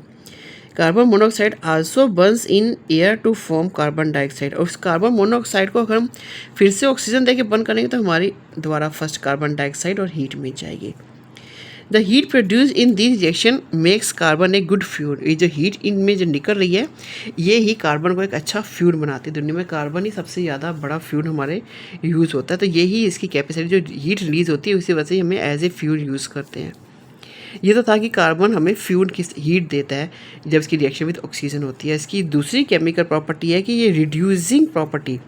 Carbon has a great affinity for oxygen, so it combined with the oxygen present in many compound and thus act as a reducing agent। Carbon को आप देखो किस तरह से बहुत बड़ा कार्बन एक बहुत बड़ा रिड्यूसिंग एजेंट है। रिड्यूसिंग किसी की मतलब तोड़ देता है। किस तरह से तोड़ता है देखो, reduction of metal oxide when heated with coke और charcoal the oxide of metal below aluminium in the activity series zinc iron tin lead copper are reduce to corresponding metal. देखो ये जिंक ऑक्साइड है, जब इसको carbon के साथ react किया जाता है और हीट दी जाती है तो हम जिंक ऑक्साइड में से जिंक पा लेते हैं। इसी तरह से हम लोग अपने मेटल्स जो है पाते हैं। उसका जैसे जिंक ऑक्साइड को हम कार्बन के साथ रिएक्ट करवाते हैं तो हमें जिंक मिल जाता है, साथ में कार्बन डाइऑक्साइड गैस मिल जाती है। इस तरह से आयरन 3 ऑक्साइड को हम जब कार्बन के साथ हीट कराते हैं तो हमें आयरन मिलता है। टिन ऑक्साइड को जब कार्बन के साथ हीट कराते हैं तो टिन मिलता है। लेड ऑक्साइड को जब कार्बन के साथ हीट कराते हैं तो लेड मिलता है प्लस कार्बन मोनोऑक्साइड मिलती है। और कॉपर ऑक्साइड को जब कार्बन के साथ हीट कराते हैं तो हमें कॉपर मिलता है। तो जो कार्बन है वो एक बहुत बड़ा रिड्यूसिंग एजेंट भी है। रिड्यूसिंग एजेंट पहला तो था कि हमें हीट देता है, दूसरा ये इसकी की हेल्प से हमें अपने मेटल्स मिलते हैं। The kind of reduction carbon reduction, इसे कार्बन रिडक्शन भी कहा जाता है, is of great important in metallurgy. तो इसकी हमें मेटलर्जी में इसी तरीके से हम अपने हमें मेटल्स मिलते हैं कार्बन के साथ रिएक्शन करा के। The science of extracting metal from their ores and modifying, metallurgy किसे कहते हैं, वो साइंस जिसके अंदर ओर्स में से अपने मेटल पाते हैं उसी को मेटलर्जी कहा जाता है। अब रिडक्शन ऑफ वाटर, पानी को ये कैसे तोड़ता है। When steam is passed over the red hot coke, जब स्टीम को रेड हॉट कोक पे पास किया जाता है, a mixture of carbon monoxide and hydrogen is form. तो कार्बन मोनोऑक्साइड और हाइड्रोजन बनती है जिसे कि वाटर गैस कहा जाता है। ये बहुत ही यूज़फुल होती है, इंडस्ट्री में इसका बहुत ज़्यादा लार्ज लेवल पे इसको यूज़ किया जाता है। इसके अंदर स्टीम को कोक के ऊपर पास करते हैं तो कार्बन मोनोऑक्साइड और हाइड्रोजन बनती है। अब है carbon dioxide. Carbon dioxide is present in the air. Carbon 0.03% air में कार्बन डाइऑक्साइड है and its amount is greater in cities than in the country side. और इसका कार्बन डाइऑक्साइड जो है वो सिटीज़ में इसका जो लेवल है वो ज़्यादा हाई है। Carbon dioxide is used by plants for photosynthesis and given out by plant and animal during respiration. जो कार्बन डाइऑक्साइड है वो प्लांट एब्जॉर्ब कर लेते हैं फोटोसिंथेसिस में, और रेस्पिरेशन की प्रोसेस में प्लांट्स और एनिमल दोनों कार्बन डाइऑक्साइड रिलीज़ करते हैं। It is present in the form of carbonates in the mineral. जो कार्बन डाइऑक्साइड है वो कार्बोनेट्स की फॉर्म में मिनरल्स में मिलती है, जैसे लाइमस्टोन, मार्बल, डोलोमाइट और कैनामाइट। इनके फार्मूले भी नाम के साथ साथ याद होने चाहिए, इस सब में भी कार्बन डाइऑक्साइड होती है। अब है कार्बन डाइऑक्साइड को कैसे ऑब्टेन किया जाए। Carbon dioxide is form in the following reaction. Carbon dioxide इस तरीके से हमें मिलती है। Burning of C and C based fuel. Carbon dioxide formed when carbon is burn in excess of air और ऑक्सीजन। जब कार्बन को अच्छी खूब ज़्यादा ऑक्सीजन में बर्न किया जाता है तो हमें कार्बन डाइऑक्साइड मिलती है, हमने पहले भी पढ़ा है। In an insufficient supply of air, carbon monoxide is formed which is poisonous gas। अगर ऑक्सीजन कम कर दी जाए और कार्बन को बर्न किया जाए तो हमें कार्बन मोनोऑक्साइड मिलती है जो थोड़ी पॉइजनस गैस होती है। अच्छा, कार्बन बेस्ड फ्यूल जैसे सीएनजी जिसका नाम होता है compressed natural gas which is mainly methane. Actually में वो मीथेन होता है, जो सीएनजी हम यूज़ करते हैं वो मीथेन होता है CH4। And the LPG liquefied petroleum gas, इसका फुल फॉर्म है liquid petroleum gas which is mainly butane, जो कि ब्यूटेन है C6H10, जो burn smoothly to form carbon dioxide water. जब इसको बर्न किया जाता है तो कार्बन डाइऑक्साइड और वाटर बनता है। तो जब मीथेन को ऑक्सीजन में बर्न करेंगे तो कार्बन डाइऑक्साइड और वाटर बनाती है। इसी तरह से ब्यूटेन को जब ऑक्सीजन में बर्न करते हैं तो ये भी कार्बन डाइऑक्साइड और वाटर बनाती है। ये रिएक्शन आपको याद रखनी है। Fuels like petrol, kerosene and diesel are mixture of hydrocarbon. अब जो ये फ्यूज हैं पेट्रोल, केरोसिन और डीजल, ये लोग कार्बन नहीं बल्कि मिक्सचर ऑफ हाइड्रो, में हाइड्रोजन भी है और कार्बन भी है। लार्ज अमाउंट ऑफ कार्बन है। They are also burn to give, और ये भी जब इनको भी आप बर्न करोगे तब भी कार्बन डाइऑक्साइड और वाटर ही रिलीज होता है, प्लस एनर्जी और हीट रिलीज होती है। Thermal decomposition of carbonate. तो थर्मल डिकम्पोजिशन क्या होता है कार्बोनेट के? Thermal decomposition of metal carbonate except a few Na2CO3 K2CO3। तो ये कार्बन डाइऑक्साइड, यानी कि अगर आप मैग्नीशियम कार्बोनेट को हीट करोगे तो मैग्नीशियम ऑक्साइड और कार्बन डाइऑक्साइड मिलती है। नाइम स्टोन को हीट करोगे तो भी हमें क्विकनाइम और कार्बन डाइऑक्साइड, ये बताया गया है कार्बन डाइऑक्साइड हमें कहाँ कहाँ मिलती है। तो सिंपल, जब हमने कार्बन को ऑक्सीजन में बर्न किया तो हमें कार्बन डाइऑक्साइड मिली। अच्छा, ये मीथेन ब्यूटेन को जब ऑक्सीजन में बर्न किया तो हमें कार्बन डाइऑक्साइड मिली। इसी तरह से ये जो कार्बोनेट्स हैं इनको भी सिर्फ गर्म करने पर, हीट करने पर, विदाउट ऑक्सीजन हीट करने पर तब भी हमें कार्बन डाइऑक्साइड मिल जाती है। और आगे, action of N acid on A carbonate और ए हाइड्रोजन कार्बोनेट। व्हेन कार्बोनेट और hydrogen carbonate is treated with N acid CO2 is involve. जब भी कार्बोनेट है या हाइड्रोजन कार्बोनेट है, इसके एसिड के साथ रिएक्शन कराया जाता है तब हमें salt plus carbon dioxide plus water मिलता है। अच्छा, उसके अलावा फोर्थ कौन सा है? Fermentation of sugar. जब भी हम शुगर को फर्मेंट करते हैं, C2 is involve during the fermentation of sugar in the presence of yeast. इस process which alcohol is form, इसके द्वारा एल्कोहल बनाया जाता है। जब भी हम शुगर को फर्मेंट करते हैं तब भी कार्बन डाइऑक्साइड रिलीज होती है। This is how ethanol alcohol is manufactured from the molasses obtain from sugar industry. तो आपने देखा इस मोलासिस से यीस्ट डालने पे भी इथेनॉल तो बनता ही बनता है, साथ में हमें कार्बन डाइऑक्साइड मिलती है। तो हमें कार्बन डाइऑक्साइड देखो किसकी कहाँ कहाँ से मिलती है, तो बर्निंग ऑफ कार्बन से मिलती है। दूसरा, थर्मल डिकम्पोजिशन ऑफ कार्बोनेट से मिलती है। तीसरा कि अगर हम कार्बोनेट और हाइड्रोजन कार्बोनेट का एसिड के साथ यानी H2SO4 और HCl के साथ भी रिएक्शन कराए तब भी हमें कार्बन डाइऑक्साइड मिलती है।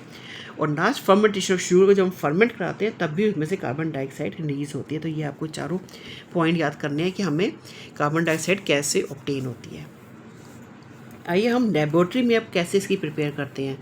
Carbon dioxide is prepared in the laboratory by the action of dilute hydrochloric acid on marble. ये मार्बर होता है CaCO3, इसके ऊपर जब HCl की ड्रॉप्स डालते हैं तो कैल्शियम क्लोराइड बनता है, कार्बन डाइऑक्साइड रिलीज होती है, साथ में पानी दूसरे बॉटल में आ जाता है वेपर्स के फॉर्म में, बाद में कंडेंस करके पानी बना लेते हैं। तो लेबोरेटरी के अंदर कार्बन डाइऑक्साइड इस तरह से बनती है, ये आपको याद रखना है। कैल्शियम मार्बर के ऊपर जब हमने डाइल्यूट HCl डालते हैं तो कैल्शियम क्लोराइड, कार्बन डाइऑक्साइड और वाटर बनता है। As a gas is heavier, क्योंकि जो कार्बन डाइऑक्साइड गैस है वो हैवियर है, 1.6 टाइम्स हैवियर है।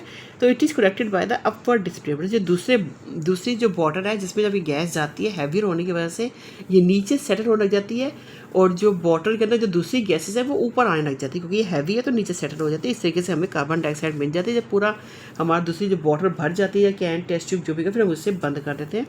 तो इस तरह से हम लोग कार्बन डाइऑक्साइड को लैब में भी बना लेते हैं। अब ये वही सारा प्रोसीजर दिखाया है, ये देखते हैं।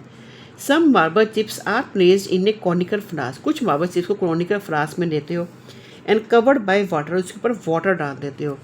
The flask is fitted with a thistle funnel and a delivery tube bent at 90 degree. उसमें एक फनल डाली हुई है जिसमें से हम HCl डालेंगे, और एक और ट्यूब डालनी है जो 90 डिग्री पे बेंट हो रही है। Dilute HCl is poured through the thistle funnel, और HCl जो है ये हम फनल से डालेंगे फ्लास्क के अंदर, एक रिएक्शन टेक प्लेस होगी, the gas involve displace the air inside the flask, और जो एक गैस है वो निकलेगी फ्लास्क में, एंड द डिलीवरी ट्यूब जो बेंट हुई ट्यूब है उससे वो फर्स्ट फ्लास्क से then collect in the gas jar, दूसरे गैस जार में करेक्ट हो जाएगी by displacing the air upward, और उस फ्लास्क में जो एयर है उसको वो अपवर्ड धक्का दे देगी क्योंकि कार्बन डाइऑक्साइड काफ़ी हैवी है तो नीचे सेटल हो जाएगी। To test whether the jar की कम्प्लीटली फिल्ड, और ये चेक करने के लिए कि जार पूरा कार्बन डाइऑक्साइड से भरा है कि नहीं, हम ऊपर एक और हमने ट्यूब डालनी है, उसको हम माचिस स्टिक लगाएंगे, जैसे वो बंद कर जाएगी इतनी सी कार्बन डाइऑक्साइड ऊपर तक आ गई है, फिर हम अपनी कार्बन डाइऑक्साइड को देखिए यहाँ पे ये फ्लास्क है, इसमें ये चिप्स डाले हुए हैं, यहाँ से हम HCl डाल रहे हैं और उसके अंदर पानी है। अब यहाँ से कार्बन डाइऑक्साइड यहाँ से जाके इस वाले में आ गई है, और यहाँ पर हम ऊपर एक माचिस स्टिक लगाएंगे बंद करने के बाद, यहाँ से जब गैस यहाँ तक आ जाएगी, जब निकलेगी तो वो जल जाएगी, बर्न हो जाएगी, मतलब बुझ जाएगी कार्बन डाइऑक्साइड, तो हमें पता चल जाएगा कि ये पूरा बन गया, तो हम लिड को बंद कर देंगे और अपनी ये कार्बन डाइऑक्साइड कलेक्ट कर देंगे। ये देखिए Na2CO3 में H2SO4 डालेंगे तब भी ये सोल्यूशन यहाँ पे इकट्ठा हो जाता है। You could use sodium carbonate in place of marble chip, then the dilute H2SO4 is place of dilute HCl, the reaction with marble is how smoother, अगर इसके हम ये डालेंगे तो रिएक्शन थोड़ी स्मूथर हो जाएगी। आइए अब आगे देखें, could we use H2SO4 instead of HCl with marble, क्या हम इसको यूज़ कर सकते हैं? तो इसमें नहीं कर सकते, नो, बिकॉज कैल्शियम सल्फेट जो है ना would be form then the salt being insoluble, क्योंकि जो H2SO4 से अगर हम रिएक्शन कराएंगे तो जो साल्ट बनेगा वो पानी में सॉल्युबल नहीं होगा, वो पानी में सॉल्युबल नहीं होगा, उससे क्या होगा, हमारी रिएक्शन स्लो हो जाएगी, तो वो ऊपर इकट्ठे होने लग जाएगा, तो उससे रिएक्शन होनी बंद हो जाएगी, कार्बन डाइऑक्साइड को जाने की जगह ही नहीं मिलेगी, इसलिए ये रिएक्शन HCl के साथ ही कराई जाती है, क्योंकि तब वो सॉल्युबल नहीं होता, H2SO4 के साथ CaSO4 जो है पानी में इनसॉल्युबल है, इसलिए इस रिएक्शन के लिए HCl को यूज़ किया जाता है। How about using H2SO4 with Na2CO3? This is alright because the salt Na2SO4 formed in soluble, क्योंकि वो soluble होता है। Does the action of dilute HCl on marble chips give pure carbon dioxide? देखा जब इस जो कार्बन डाइऑक्साइड निकलती है क्या वो प्योर होती है? No, the gas is contained with HCl as a little volatile by the evolving CO2. The gas can be free from HCl vapor by passing it through a small amount of water before connection. The water dissolve its own volume of carbon dioxide but large amount of HCl. तो ये इतनी pure नहीं होती, इसमें थोड़े HCl के amount भी आया होता है, प्योर नहीं होती।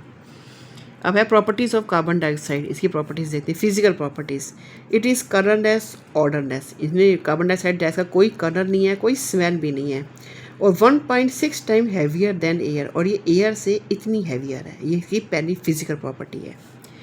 Eight 1 atmospheric pressure the gas directly solidified, अच्छा इतने एटमोस्फेरिक प्रेशर में जो कार्बन डाइऑक्साइड सीधी सॉलिड में कन्वर्ट हो जाती है। आपने फ्रिज में देखा होगा, जब पुराने फ्रिजेस होते थे या आजकल भी, तो ऊपर एक वाइट से रंग की बर्फ़ होती है, उसे हम ड्राई आइस कहते हैं। इतने डिग्री सेंटीग्रेड में कार्बन डाइऑक्साइड ड्राई आइस में कन्वर्ट हो जाती है ठंडा करने पे। पहली प्रॉपर्टी क्या है कि इसमें कलर नहीं है, ऑर्डर नहीं है, इतनी हैवी है। दूसरी ये सीधा ही एयर से सॉलिड बन जाती है, बीच में लिक्विड बनती ही नहीं है।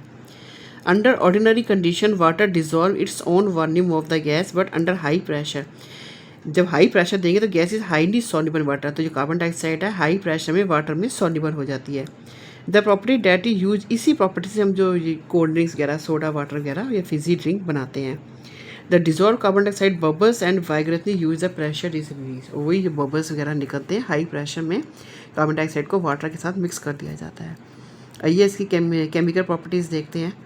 Combustion, carbon dioxide is neither combustible NOR exporter of combustion, carbon dioxide कभी भी खुद बर्न नहीं होती और ना कंबशन में हेल्प करती है। So it is use in extinguishing fire, तो फायर एक्सटिंग्विशर में इसी को यूज़ किया जाता है। बीइंग हैवियर देन एयर, हवा से हैवी होने की वजह से the gas displace the air, तो वो गैस को वहाँ से डिस्प्लेस कर देती है, उस जगह से खाली कर देती है, एंड द फायर गेट, आग बुझ जाती है। You can easily understand this by doing the following activity, आप इसकी एक्टिविटी के द्वारा भी इसे देख सकते हैं। ये देखिए, take a spoon of baking powder in a glass A and add some vinegar to it, देखिए यहाँ पे बेकिंग पाउडर में आपने वेनेगर डाल दिया है। Carbon dioxide is involve effect, उसमें से रिएक्शन होने पे कार्बन डाइऑक्साइड रिलीज होती है। Hold glass A almost horizontally above the glass B, अब ग्लास ए को होल्ड करना है ग्लास बी के ऊपर, मतलब ग्लास में शॉर्ट थोड़ी देखनी, taking care no liquid for, देखो ध्यान रखो कि ए से बी में कोई लिक्विड ना जाए। Now hold a glass be in pouring more over A नाइटेड candle. अब इसी को नाइटेड कैंडल बी को नाइटेड कैंडल के ऊपर आप जलाओगे। द फ्लेम इज, तो आप देखोगे जो कैंडल है वो बुझ जाएगी, क्योंकि कार्बन डाइऑक्साइड थी ना इस ग्लास में, जो इस मतलब इसके रिएक्शन जो कार्बन डाइऑक्साइड आई थी उससे क्या हुआ, जो फ्लेम है वो बुझ गई। इससे पता चलता है कि कार्बन डाइऑक्साइड से जो होते हैं फायर जो है बुझ जाती है, क्योंकि हैवी होती है, एयर को डिस्प्लेस कर देती है और ऑक्सीजन को हटा देती है, और ऑक्सीजन से ही कंबशन होता है, तो कार्बन डाइऑक्साइड डालने से आग जो है बुझ जाती है। अब इसकी दूसरी पहली प्रॉपर्टी तो थी कंबशन, दूसरी है reaction with active metals. An active metal like sodium, potassium, magnesium abstract oxygen from carbon dioxide setting C free when burned in the gas। आइए देखिए किस तरीके से। Take a gas jar full of carbon dioxide and introduce a burning piece of magnesium into it. एक carbon dioxide के एक jar में एक मैग्नीशियम का पीस डाल दिया जाता है।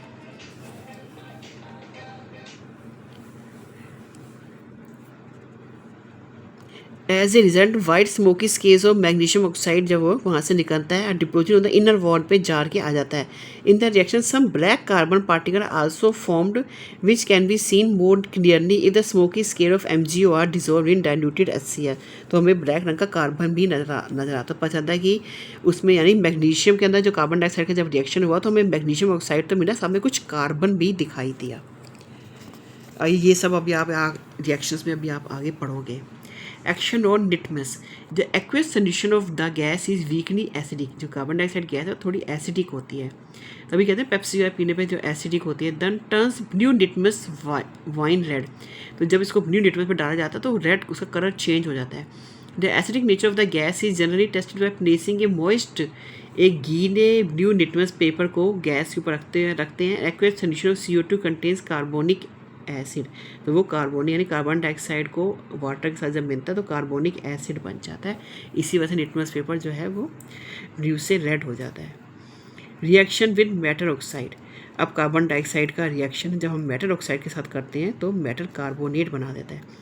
मेटल ऑक्साइड है जनरली बेसिक, जो मेटल ऑक्साइड है ये जनरली बेसिक इन नेचर है, और जो कार्बन डाइऑक्साइड है वो एसिडिक है। So C2CO react with metal oxide to form metal carbonate. जितने भी मेटल के ऑक्साइड हैं उनके साथ जब कार्बन डाइऑक्साइड को डाला जाता है तो मेटल कार्बोनेट बन जाते हैं। लेकिन जब इसी तरह जब हमने पढ़ा था, जब इन्हीं के साथ हमने सिर्फ कार्बन को डाला था तब क्या हुआ था, तब जो है वो मेटल जो है वो अलग हो गए थे, और कार्बन डाइऑक्साइड अलग हो गई थी और मेटल अलग हो गए थे। हमने जो पढ़ा था, लेकिन इस बार हमने कार्बन डाइऑक्साइड डालनी है, पिछले हमने सिर्फ कार्बन डाला था। Reaction with lime water, lime water is dilute solution of calcium hydroxide. जो लाइम वाटर है वो कैल्शियम हाइड्रोक्साइड का diluted solution. The reaction of carbon dioxide with lime water may be studied in 3 parts. ऐसे पढ़े, the clearly lime water turns milky when carbon dioxide is pass through it. This is because the insoluble white substance calcium carbonate form. Lime water को जब carbon dioxide के साथ react कराओगे तो calcium carbonate बन जाता है प्लस वाटर। अब क्या होता है, अब इसके बाद द मिल्कीनेस डिसअपीयर, अब वो मिल्की सा सोल्यूशन बन जाता है। ये डिसअपीयर कब होएगा, when excess of carbon dioxide pass through the liquid. अब बहुत ज़्यादा इसके फिर से दोबारा से इस दोनों के अंदर दोबारा से और कार्बन डाइऑक्साइड डाली गई तो क्या बन जाएगा, कैल्शियम हाइड्रोजन कार्बोनेट बन जाएगा, और अब ये मिल्कीनेस इसकी ख़त्म हो जाएगी। The milkiness reappear when the above solution is boiled. अच्छा, जब इसे बॉइल करोगे तो ये डिसअपीयर हो जाएगी। This is because the hydrogen carbonate on being heated decompose back to give carbonate. तो हाइड्रोजन कार्बोनेट को जब हीट करोगे तो वो कार्बोनेट देता है। ये को हाइड्रोजन कार्बोनेट हीट किया तो कार्बोनेट, और वाटर ऑक्सीजन देता है, और ये मिल्कीनेस उसकी ख़त्म हो जाती है। Carbon dioxide and the environment, in low concentration in the air carbon dioxide is essential for life, but in high concentration it is a cause of great concern। let us see, थोड़ी amount में तो carbon dioxide हमारे लिए useful है, अगर बहुत ज़्यादा amount में कार्बन डाइऑक्साइड हो जाए तो हमारे लिए डेंजरस है। थोड़ी में यूज़फुल कैसे है, in photosynthesis. We know that green plant use carbon dioxide for photosynthesis. हमको पता है कि ग्रीन प्लांट्स हैं वो कार्बन डाइऑक्साइड और वाटर से in the presence of sunlight और क्लोरोफिल फोटोसिंथेसिस करते हैं, यानी ग्लूकोज बनाते हैं और ऑक्सीजन बनाते हैं। तो थोड़ी अमाउंट में यानी फोटोसिंथेसिस के लिए चाहिए। अच्छा, ग्रीन हाउस इफेक्ट, अब ये क्या होता है, green effect is actually a glass house inside which we can grow plant. इसके अंदर प्लांट्स को ग्रो करते हैं। During the day sun rays enter the glass house and keep the plants warm. दिन के टाइम जो है वो प्लांट्स को गर्म रखता है, but the glass traps a part of heat of sun rays and keep on radiating it back even during the night. ये क्या होता है कि ग्रीन हाउस के अंदर ऐसे ग्रास लगा है और सूरज की किरणों से मतलब सूरज की रेज से तो ये सब वार्म रहता है, लेकिन जब नाइट हो जाती है तो ये जो ग्रास है वो काफ़ी हीट पी जाता है और उसके बाद भी इसका टेम्परेचर रहता है और काम चलता रहता है। इसी तरीके से the carbon dioxide present in the earth atmosphere play the same role, इसी तरह का रोल कार्बन डाइऑक्साइड हमारी अर्थ सरफेस पे करती है। एक ही जैसे ग्रास है ना ग्रीन हाउस में, इसी तरह से कार्बन डाइऑक्साइड यही रोल प्ले करती है।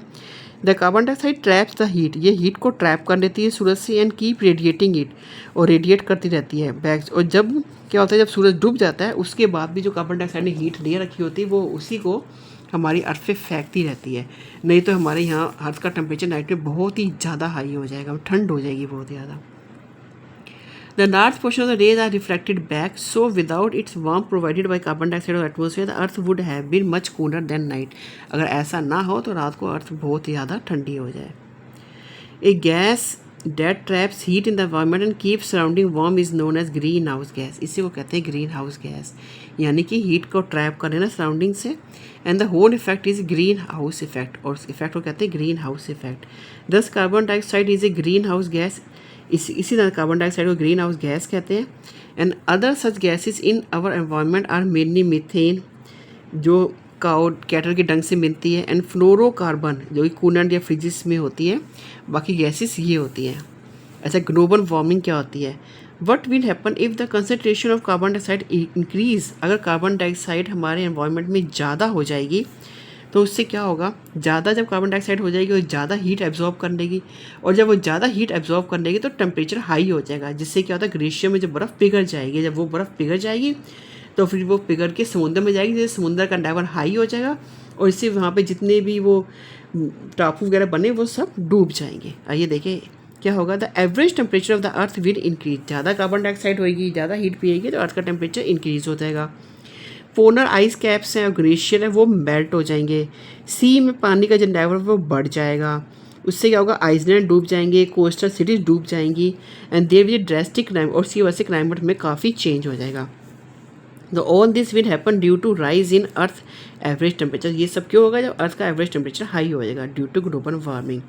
अच्छा, afforestation can bring down the danger of global warming by using up the increase CO2 in photosynthesis. अच्छा, क्या होगा अगर हम पेड़ों को काट देंगे, पेड़ क्या होते हैं वो भी पेड़ भी क्या करते हैं, वो भी कार्बन डाइऑक्साइड पी लेते हैं। जब वो कार्बन डाइऑक्साइड पी लेते हैं तो कार्बन डाइऑक्साइड का लेवल अर्थ में कम हो जाएगा, क्योंकि हम लोग कार्बन डाइऑक्साइड रिलीज़ कर रहे हैं, एनिमल्स रिलीज़ कर रहे हैं, वो एक कार्बन डाइऑक्साइड क्या पेड़ पी लेते हैं फोटोसिंथेसिस के लिए। अगर वो पेड़ ही कट जाएंगे, वो कार्बन डाइऑक्साइड पिएंगे नहीं, तो कार्बन डाइऑक्साइड ज़्यादा हो जाएगी, जिसकी वजह से ग्लोबल वार्मिंग हो जाएगी। यही सब यहाँ पर है। तो हमें ज़्यादा से ज़्यादा पेड़ लगाने चाहिए ताकि ग्लोबल वार्मिंग को कम किया जा सके या कार्बन डाइऑक्साइड को कम किया जा सकते। With increasing deforestation as well as industrialisation the portion of carbon dioxide in environment has increase. तो डिफॉरेस्टेशन को पेड़ों को काटने से और फैक्ट्रियों से, इंडस्ट्रीज से कार्बन डाइऑक्साइड का लेवल इन्वायरमेंट में बहुत इंक्रीज हो जाता है। And we are already facing the dangers of global, और हम ये सब कुछ देख भी चुके हैं। The world community is making all out effort to bring portion of carbon dioxide down to permissible level. तो हम लोग ये कोशिश करते हैं कि कार्बन डाइऑक्साइड का लेवल ठीक रखा जाए, ना कम हो ना ज़्यादा हो, दोनों स्थिति में वो डेंजरस है। Action on natural water. Natural water is slightly acidic to slightly alkaline. जो नेचुरल वाटर होता है वो थोड़ा एसिडिक होता है, यानी pH जो है इसका है। And pH is measure of the acidic और alkaline nature of a dilute solution. It is measure with the help of pH meter. अब इसको ये कैसे ठीक करते हैं? तो प्योर वाटर इज न्यूट्रल। जो प्योर वाटर है वो न्यूट्रल है, नाइदर एसिडिक नॉर एल्कलाइन, यानी इसका pH जो है 7 है। pH 7 का मतलब नॉर एसिडिक नॉर एल्कलाइन। तो एसिडिक कब होता है? जब pH जो है वो 7 से कम हो जाए, और एल्कलाइन कब होता है? जब 7 से ज़्यादा हो जाए। तो आइए देखिए, you know that on dissolving in water CO2 forms the weak acidic H2CO, तो थोड़ा एसिडिक कर देती है। So the gas tends to bring down the pH of water, उसका pH नीचे कर दे। That is open to the atmosphere. तो जो खुले पानी का भी ऐसी जो कार्बन डाइऑक्साइड होएगी तो जब उसमें एंटर होएगी तो उसका pH जो है वो थोड़ा इंक्रीज़ कर देगी। For drinking purpose acidic water हो जाएगा बेटर देन एल्कलाइन वाटर। अच्छा, इसको करने से थोड़ा एसिडिक वाटर जो है ना थोड़ा बेटर होता है एल्कलाइन वाटर से। एसिडिक वाटर जिसका pH 6.5 है, is soft and penetrable, but alkaline water जिसका pH 8 है, इज हार्ड एंड अनपेनेट्रेबल, यानी जिसका pH थोड़ा पानी में थोड़ा एसिडिक होना जरूरी है, नहीं तो वो हार्ड वाटर बन जाता है, फिर उससे डिपॉजिट होने शुरू हो जाता है वाइट रंग का ना। And the pH inside our digestive system is acidic, हमारे अंदर का जो pH है वो भी थोड़ा एसिडिक है। यानी ये सब कार्बन डाइऑक्साइड का मतलब ये भी एक यूजेस है उसके पानी में उसके pH को मेंटेन करने के लिए। On the other hand marine organism thrive better in alkaline water than in acidic water, और जो समुंदर के जो जानवर हैं वो अल्कलाइन वाटर में ज़्यादा बेटर फील करते हैं बजाय एसिडिक वाटर के। यानी it has been found that the increasing proportion of dissolve carbon dioxide is lowering the pH of sea water. तो जो CO2 जब पानी में मिलेगी तो वो pH का जो है ना उसे लो कर देगी। This is posing a threat to marine life, जिससे कि मैरीन लाइफ को खतरा है। Uses of CO2। CO2 use in the industry for the manufacture. अब इंडस्ट्री में इसका क्या यूजेस है? Metal carbonates and hydrogen carbonate, for example soda ash या वॉशिंग पाउडर है या पोटेशियम कार्बोनेट है, बेकिंग सोडा है एंड हाइड्रोजन, इन सब में इसका यूज़ होता है। यूरिया में, एथेनॉल में, इट इज फायर एक्सटिंग्विशर में इसका यूज़ होता है कार्बन डाइऑक्साइड का। पहले हमने कार्बन के यूजेस पढ़े थे उसके फिजिकल केमिकल, अब कार्बन डाइऑक्साइड के हम पढ़ रहे हैं। फायर एक्सटिंग्विश में भी कार्बन डाइऑक्साइड गैस यूज़ होती है। It is extensively use for making soda water and fizzing, और ये आपके सॉफ्ट ड्रिंक्स कोल्ड ड्रिंक्स है इसमें भी कार्बन डाइऑक्साइड गैस यूज़ होती है। In welding CO2 use in order to prevent the oxidation of the metal by air, और welding के प्रोसेस में भी कार्बन डाइऑक्साइड यूज़ करी जाती है ताकि ऑक्सीडेशन से बचाया जा सके मेटल को जंग लगने से। In the form of dry ice CO2 use as a coolant and for depicting smoke in place movies and so on. तो इनमें भी हम कूलेंट की तरह ड्राई आइस में इसे यूज़ करते हैं। ये देखो फायर एक्सटिंग्विशर में क्या होता है, यहाँ पे सोडियम कार्बोनेट करा है, यहाँ पे H2SO4, जब इनका रिएक्शन होता है तो यहाँ से कार्बन डाइऑक्साइड रिलीज़ होती है, यहाँ से रिलीज़ होती है और आग को बुझा देती है। तो देखिए यही रिएक्शन दिखाई है किस तरह से होते हैं। यानी Na2CO3 प्लस H2SO4 करेंगे तो Na2SO4 बन जाता है, साथ में वाटर, साथ में कार्बन डाइऑक्साइड। ये तो होता है, ये सोडियम मतलब इससे बन जाती है सोडियम कार्बोनेट से, और ये सोडियम हाइड्रोजन कार्बोनेट से भी ये मतलब कार्बन डाइऑक्साइड बनती है जो हमारे आग बुझाने के काम आती है। और ये हमने लगाए होते हैं अपने सिनेमा हॉल वगैरह में fire extinguisher. A solution of sodium carbonate और sodium hydrogen carbonate is placed in a fire extinguisher. A sealed bottle containing sulfuric acid is also placed, उसमें सल्फ्यूरिक एसिड की बोतल रखी होती है देयर।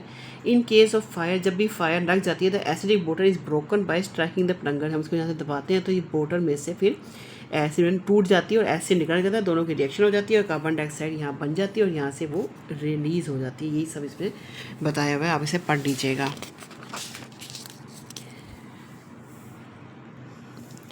हाँ जी, कार्बन मोनोऑक्साइड, पहले हमने कार्बन पढ़ा, फिर हमने कार्बन डाइऑक्साइड पढ़ा, अब हम पढ़ेंगे कार्बन मोनोऑक्साइड। कार्बन मोनोऑक्साइड यानी CO is a common product of the combustion of carbon based fuel. ये कॉमन प्रोडक्ट होता है, जब भी कोई कार्बन बेस्ड फ्यूल से जो निकलती है, कार्बन डाइऑक्साइड निकलती है, इस तरह से कार्बन मोनोऑक्साइड भी रिलीज होती है।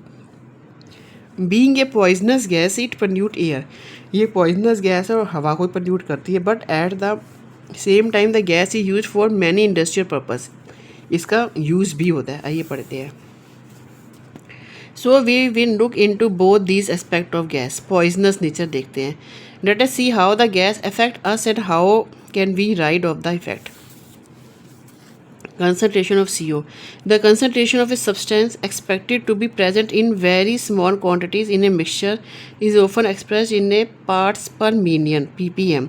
It tells us the number of parts of a substance present in it 1 million parts of mixture। यानी इससे पता चलता है कितनी ज़्यादा कार्बन मोनोऑक्साइड का कुछ भी चीज़ अगर ऑक्सीजन अच्छी है और कोई चीज़ बर्न कर रहे हैं तो हमें कार्बन डाइऑक्साइड निकलती है। अगर हम कोई चीज़ बर्न कर रहे हैं, ऑक्सीजन की कमी है, तो कार्बन मोनोऑक्साइड निकलती है, वो काफ़ी डेंजरस होती है। The concentration of carbon monoxide in air is also expressed in ppm। इसको हम ppm में एक्सप्रेस करते हैं। For example CO level of 100 ppm in A congested city indicate that 100 litre of carbon monoxide is present in 1 million litre of air. इसका मतलब होता है कि 1 मिलियन लीटर ऑफ एयर में 100 लीटर कार्बन मोनोऑक्साइड प्रेजेंट है। The carbon monoxide level in city generally varies, इतना मतलब cities में कार्बन मोनोऑक्साइड का लेवल होता है। How does carbon monoxide affect us? As you know, blood transport oxygen in our body. जब आपको पता है कि ब्लड हमारी बॉडी में ऑक्सीजन ट्रांसपोर्ट करता है। When we inhale air, the oxygen of the air combines with haemoglobin of the blood to form oxy haemoglobin. Oxyhaemoglobin runs through blood vessel and gives up its oxygen to cell, यही cell को oxygen देता है, which use it for respiration, जो respiration के काम आती है। But carbon monoxide displace oxygen from oxyhaemoglobin, जो कार्बन मोनोऑक्साइड है वो ऑक्सीजन को हटा देती है, वो बना देती है कार्बोक्सीहीमोग्लोबिन, क्योंकि ये हैवी होती है। The affinity of carbon monoxide for haemoglobin 320 time greater than that of, इससे ज़्यादा इतनी बड़ी हैवी होती है।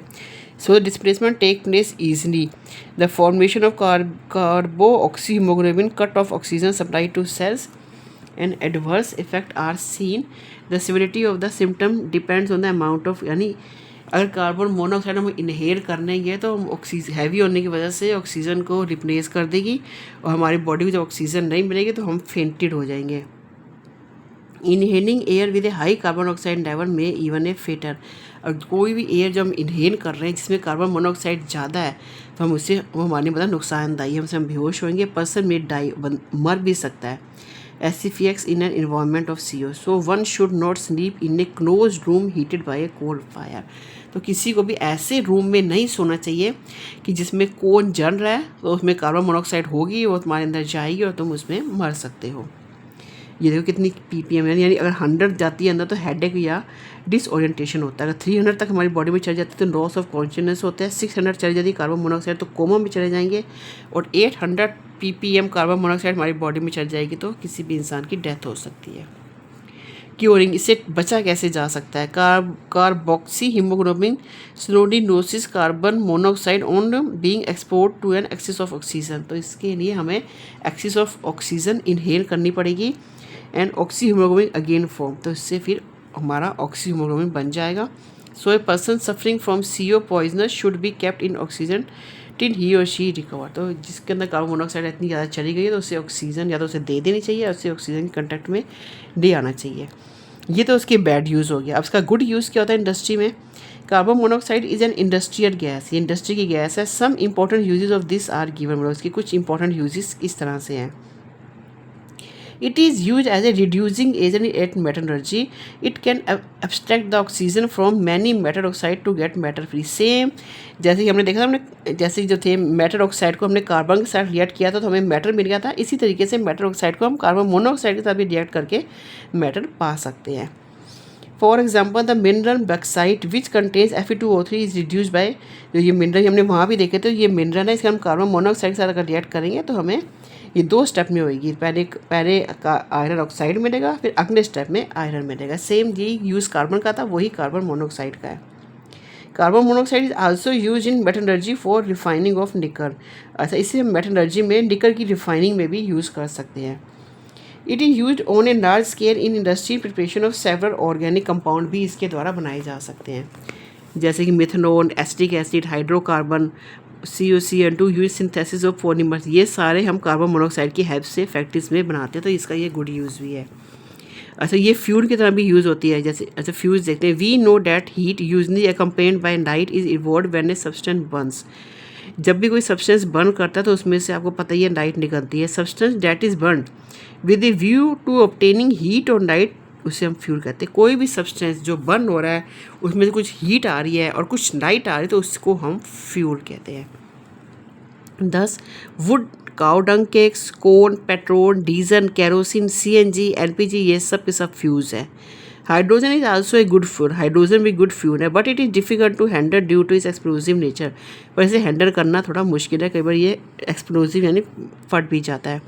These fuel except hydrogen contain carbon, तो वो जितने भी फ्यूज़ हैं हाइड्रोजन को छोड़ के वो सब के सब ये सारे फ्यूज़ जो है कार्बन हैं। अब calorific value of a fuel, the amount of heat given out by 1 gram of a fuel in air और oxygen is known as calorific value of a fuel, यानी 1 ग्राम फ्यूल जब एयर में आता है तो उसे हम कहेंगे calorific value of a fuel. It is को हम लिखते हैं kg per gram. The calorific value of a hydrogen is the highest and those of common fuel much lower, तो किसकी कैलोरीफिक हाइड्रोजन की सबसे ज़्यादा है, CNG की उससे कम है। ये टेबल आप देख लेना, LPG की इतनी है, पेट्रोल की, केरोसिन, डीजल, कोन, वुड और काउ डंग की सबसे कम है। That the calorific value of LPG is much higher than that of traditional fuel can be released by doing the following activity, तो ये एक्टिविटी करके आप देख सकते हो। Take the same volume of water in 2 similar दो vessel में एक ही सेम अमाउंट ऑफ वाटर लिया गया है, एक को एलपीजी गैस से जलाया गया, एक को काऊ डंग से जलाया गया है। You will find the water boil LPG gas too much sooner, तो एलपीजी गैस का पानी बड़ी जल्दी बॉयल हो जाएगा, जबकि काऊ डंग का जो पानी है काफ़ी देर में। तो you could use thermometer to depth, metre की हेल्प से आप देख सकते हो कि दोनों वैसल में से पानी कितना मतलब डिफरेंट है। दस attaining the cooking temperature LPG stove will be faster than conventional fire, तो एलपीजी पे गर्म हुआ पानी जल्दी फास्टर बॉयल हो जाएगा बजाय कि ये कन्वेंशनल फायर काऊ डंग से। Of the sea based fuel CNG is a mainly methane, जो सीएनजी हम यूज़ करते हैं व्हीकल्स में वो मीथेन है। एलपीजी है वो बुटेन है यानी C4H10। तो मीथेन और butane contain only hydrogen and carbon, इन दोनों के अंदर आपने देखा सिर्फ हाइड्रोजन और कार्बन है और कुछ भी नहीं है। So they belong to a class of compound known as hydrocarbon, तो ये हाइड्रोकार्बन की क्लास में आते हैं। Hydrocarbon burn to give carbon dioxide and water, hydrocarbon जब भी बर्न होंगे तो कार्बन डाइऑक्साइड और वाटर देंगे। Petrol, kerosene, diesel are also mixture of hydrocarbon containing higher number and 7 and above of carbon atom, इसमें ज़्यादा होते हैं। Sufficient oxygen to complete combustion of the fuel may not be available for the surrounding and so carbon monoxide and soot are also formed, तो कभी कभी इनके द्वारा carbon monoxide और सूट भी बनता है। सूट यानी वो जो दिए से मिलता है। Besides some oxides of nitrogen and sulfur are also formed on the burning of the impurity, तो इससे हमें कुछ नाइट्रोजन वगैरह ये सब कुछ भी मिलता है, यानी किससे, यानी ये जो फ्यूज़ है, जबकि इनमें से ऐसा कुछ नहीं मिला। मीथेन ब्यूटेन से हमें कुछ नहीं मिलता, पेट्रोल केरोसिन से मतलब पॉल्यूशन, ये सब यही सब चीज़ें हैं जो पॉल्यूशन भी करती है। कार्बन मोनोऑक्साइड, नाइट्रोजन, सल्फर्स मिलते हैं। दीज गैसेस कुछ सूट भी एयर में जाता है जो कि एयर को पोल्यूट करता है। तो यानी ये बेटर सीएनजी मीथेन बेटर है बजाय कि इनके पेट्रोल वगैरह के, क्योंकि इसमें carbon monoxide, oxide, sulphur, nitrogen और काफ़ी सारे सूट मतलब जो ये भी कारक होती है ना वो भी एयर में जाती है जो एयर को पोल्यूट कर देती है। A good quality coal contains about 90% and poor quality contain 55% carbon. अच्छे कोर में 90% कार्बन होता है और बैड में 55%। Coal is use as a fuel but the product of combustion, coal को हम फ्यूल में यूज़ करते हैं। CO2, CO, NO2, SO2, SO3, suit, ये सब कुछ हमें कोर को बर्न करने से पोल्यूशन हमारे एयर में आता है। व्हेन वुड और काऊ डंग इज़ बर्न, जब वुड और काऊ डंग को बर्न किया जाता है तो वी गेट, तो हमें कार्बन डाइऑक्साइड, वाटर और CO मिलता है, यानी कि वुड से हमें इतना ज़्यादा पोल्यूशन नहीं मिलता जितना पेट्रोल डीजल फ्यूल से मिलता है। Coal and petrol are also known as fossil fuel, जो कोल और पेट्रोल है वो फॉसिल फ्यूल है, क्योंकि हज़ारों सालों तक जब प्लांट्स वगैरह अर्थ क्रस्ट में बर्न होते हैं तो कोल मिलता है, इसी तरह से समुद्र से पेट्रोल मिलता है, तो इसको फॉसिल फ्यूल कहा जाते हैं। They are formed by biochemical process से फॉसिलाइजेशन कहे जाते हैं। Natural gas is a decay product of marine organism, and जो नेचुरल गैस होती है वो डिके प्रोडक्ट होते हैं पानी के जानवर, and collect over petrol in petroleum wells के जरिए से कलेक्ट किया जाता है। Petroleum gas is obtain by cracking या breaking of bigger molecules into smaller one. आइए आगे देखें। Promoting cleaner fuel, the use of fuel like wood, cow dung, cake and coal for cooking and for petrol and diesel in motor vehicle is accompanied by the emission of pollutant like, कौन से pollutant निकलते हैं, carbon monoxide निकलते हैं, पीछे भी देखा था। इन सब को बर्न करने से हमें कार्बन मोनोऑक्साइड हमारे एयर में आती है, ऑक्साइड ऑफ सल्फर, नाइट्रोजन मिलता है और सूट, यानी ये सारी चीज़ें उन कंबशन हमारे एयर को पोल्यूट करती है। जबकि CNG and LPG are consider to be much cleaner fuel, ये जो CNG LPG इनमें ये सब कुछ नहीं मिलता, तो बिकॉज ऑफ कंप्लीट बर्निंग, क्योंकि कंप्लीट बर्निंग होती है सिर्फ कार्बन डाइऑक्साइड और वाटर, यही चीज़ें हमारी एयर को इतनी पोल्यूट नहीं करती, जबकि ये सब चीज़ें wood, cow dung, fuel, petrol, diesel, ये सब कुछ हमारे एयर को इस तरीके से पोल्यूट करती है। These days CNG fast replacing petrol and diesel in motor, आजकल के दिनों में CNG जो है वो पेट्रोल और डीजल को पूरी तरह से रिप्लेस कर चुकी है। LPG highly recommended for use as a fuel in kitchen, और किचन के लिए LPG को काफ़ी ज़्यादा रिकमेंड किया जाता है, क्योंकि वुड वगैरह से काफ़ी कार्बन हमारे पोल्यूशन काफ़ी हो जाता है एयर में। In fact it is also possible for extremely poor people to afford it, और ये गरीब लोग भी इसे अफोर्ड कर सकते हैं। On the other hand a large amount of pre mature deaths occur every year on the amount of use of conventional fuel, और ये हमें पता है कि ज़्यादातर लोगों की डेथ कन्वेंशनल फ्यूल को यूज़ करने से हुई थी। So in 1916 the government of India launch a welfare scheme to reach out the BPN families, यानी गवर्नमेंट ऑफ इंडिया ने लॉन्च की थी, जो BPL जो पुअर लोग हैं, बिलो पॉवर्टी लाइन लोग हैं, those who are below poverty line with free LPG, उनको फ्री LPG कनेक्शन दिया गया। और इस स्कीम को कहते हैं प्रधानमंत्री उज्ज्वला योजना। It aims at giving free LPG connection to 50 million women's from BPL family. इतने लोगों को फ्री कनेक्शन दिया गया। Most living in remote rural, ज़्यादातर लोग गाँव में रहते थे। और this will also help keep our environment clean. और इससे हमारी, ताकि आपको पता है क्या क्या ये सब चीज़ें फ्यूज से carbon monoxide, oxide of sulphur, nitrogen, sodium सब एयर में जाते हैं, जिसमें लोगों की एयर पोल्यूट हो जाती है, लोगों को सांस की प्रॉब्लम हो जाती है और हम लोग काफ़ी गंभीर बीमार और ज़्यादा जाने से मर भी सकते हैं। आइए पॉइंट टू रिमेंबर देखें। Solid which have definite geometrical forms are called crystalline और ट्रू सॉलिड। जिसकी बिल्कुल एकदम डिफाइनाइट फॉर्म है उसे हम क्या कहते हैं, क्रिस्टलाइन और true solid. Solid which do not have definite geometrical form उसे कहते हैं एमोर्फस, जिसका एक एटम फ्री होता है, वो शीट्स फॉर्म में होता है। The phenomenon of some element existing different form, allotropy. एक ही कार्बन के दो फॉर्म्स को कहते हैं allotropy. The different forms of the element are known as allotropes and allotropic. और इनको, जैसे डायमंड को, ग्रेफाइट को एलोट्रोप्स कहा जाता है, या एलोट्रॉफिक मॉडिफिकेशन भी कहा जाता है। Diamond, graphite, the fullerenes and carbon nano tubes are the crystalline form of carbon. ये सारे के सारे एलोट्रोप्स हैं कार्बन के, क्रिस्टलाइन फॉर्म ऑफ कार्बन के। Diamond is a giant molecule containing carbon atom tetrahedrally bonded to 4 carbon atom. It is hardest substance. जो diamond है आपको बताया कि दूसरे 4 एटम से जुड़ा होता है और ये सबसे हार्डेस्ट सब्सटेंस है। जबकि ग्रेफाइट है वो हेक्सागोनल रिंग बनाता है, वो 3 दूसरे एटम से जुड़ के हेक्सागोनल रिंग्स की शीट्स बनाता है। Graphite is a good lubricant for machine working at high temperature. इसका भी टेम्परेचर हाइट है तो हम इसे मशीन्स में ल्यूब्रिकेंट की तरह यूज़ करते हैं। Lamp, black coke, gas, carbon and charcoal are the amorphous form of carbon. ये सब एमोर्फस फॉर्म है कार्बन की। What we commonly call the amorphous form of carbon in fact consists of extremely small crystal of graphite। जब इसमें थोड़े से graphite के crystal होते हैं।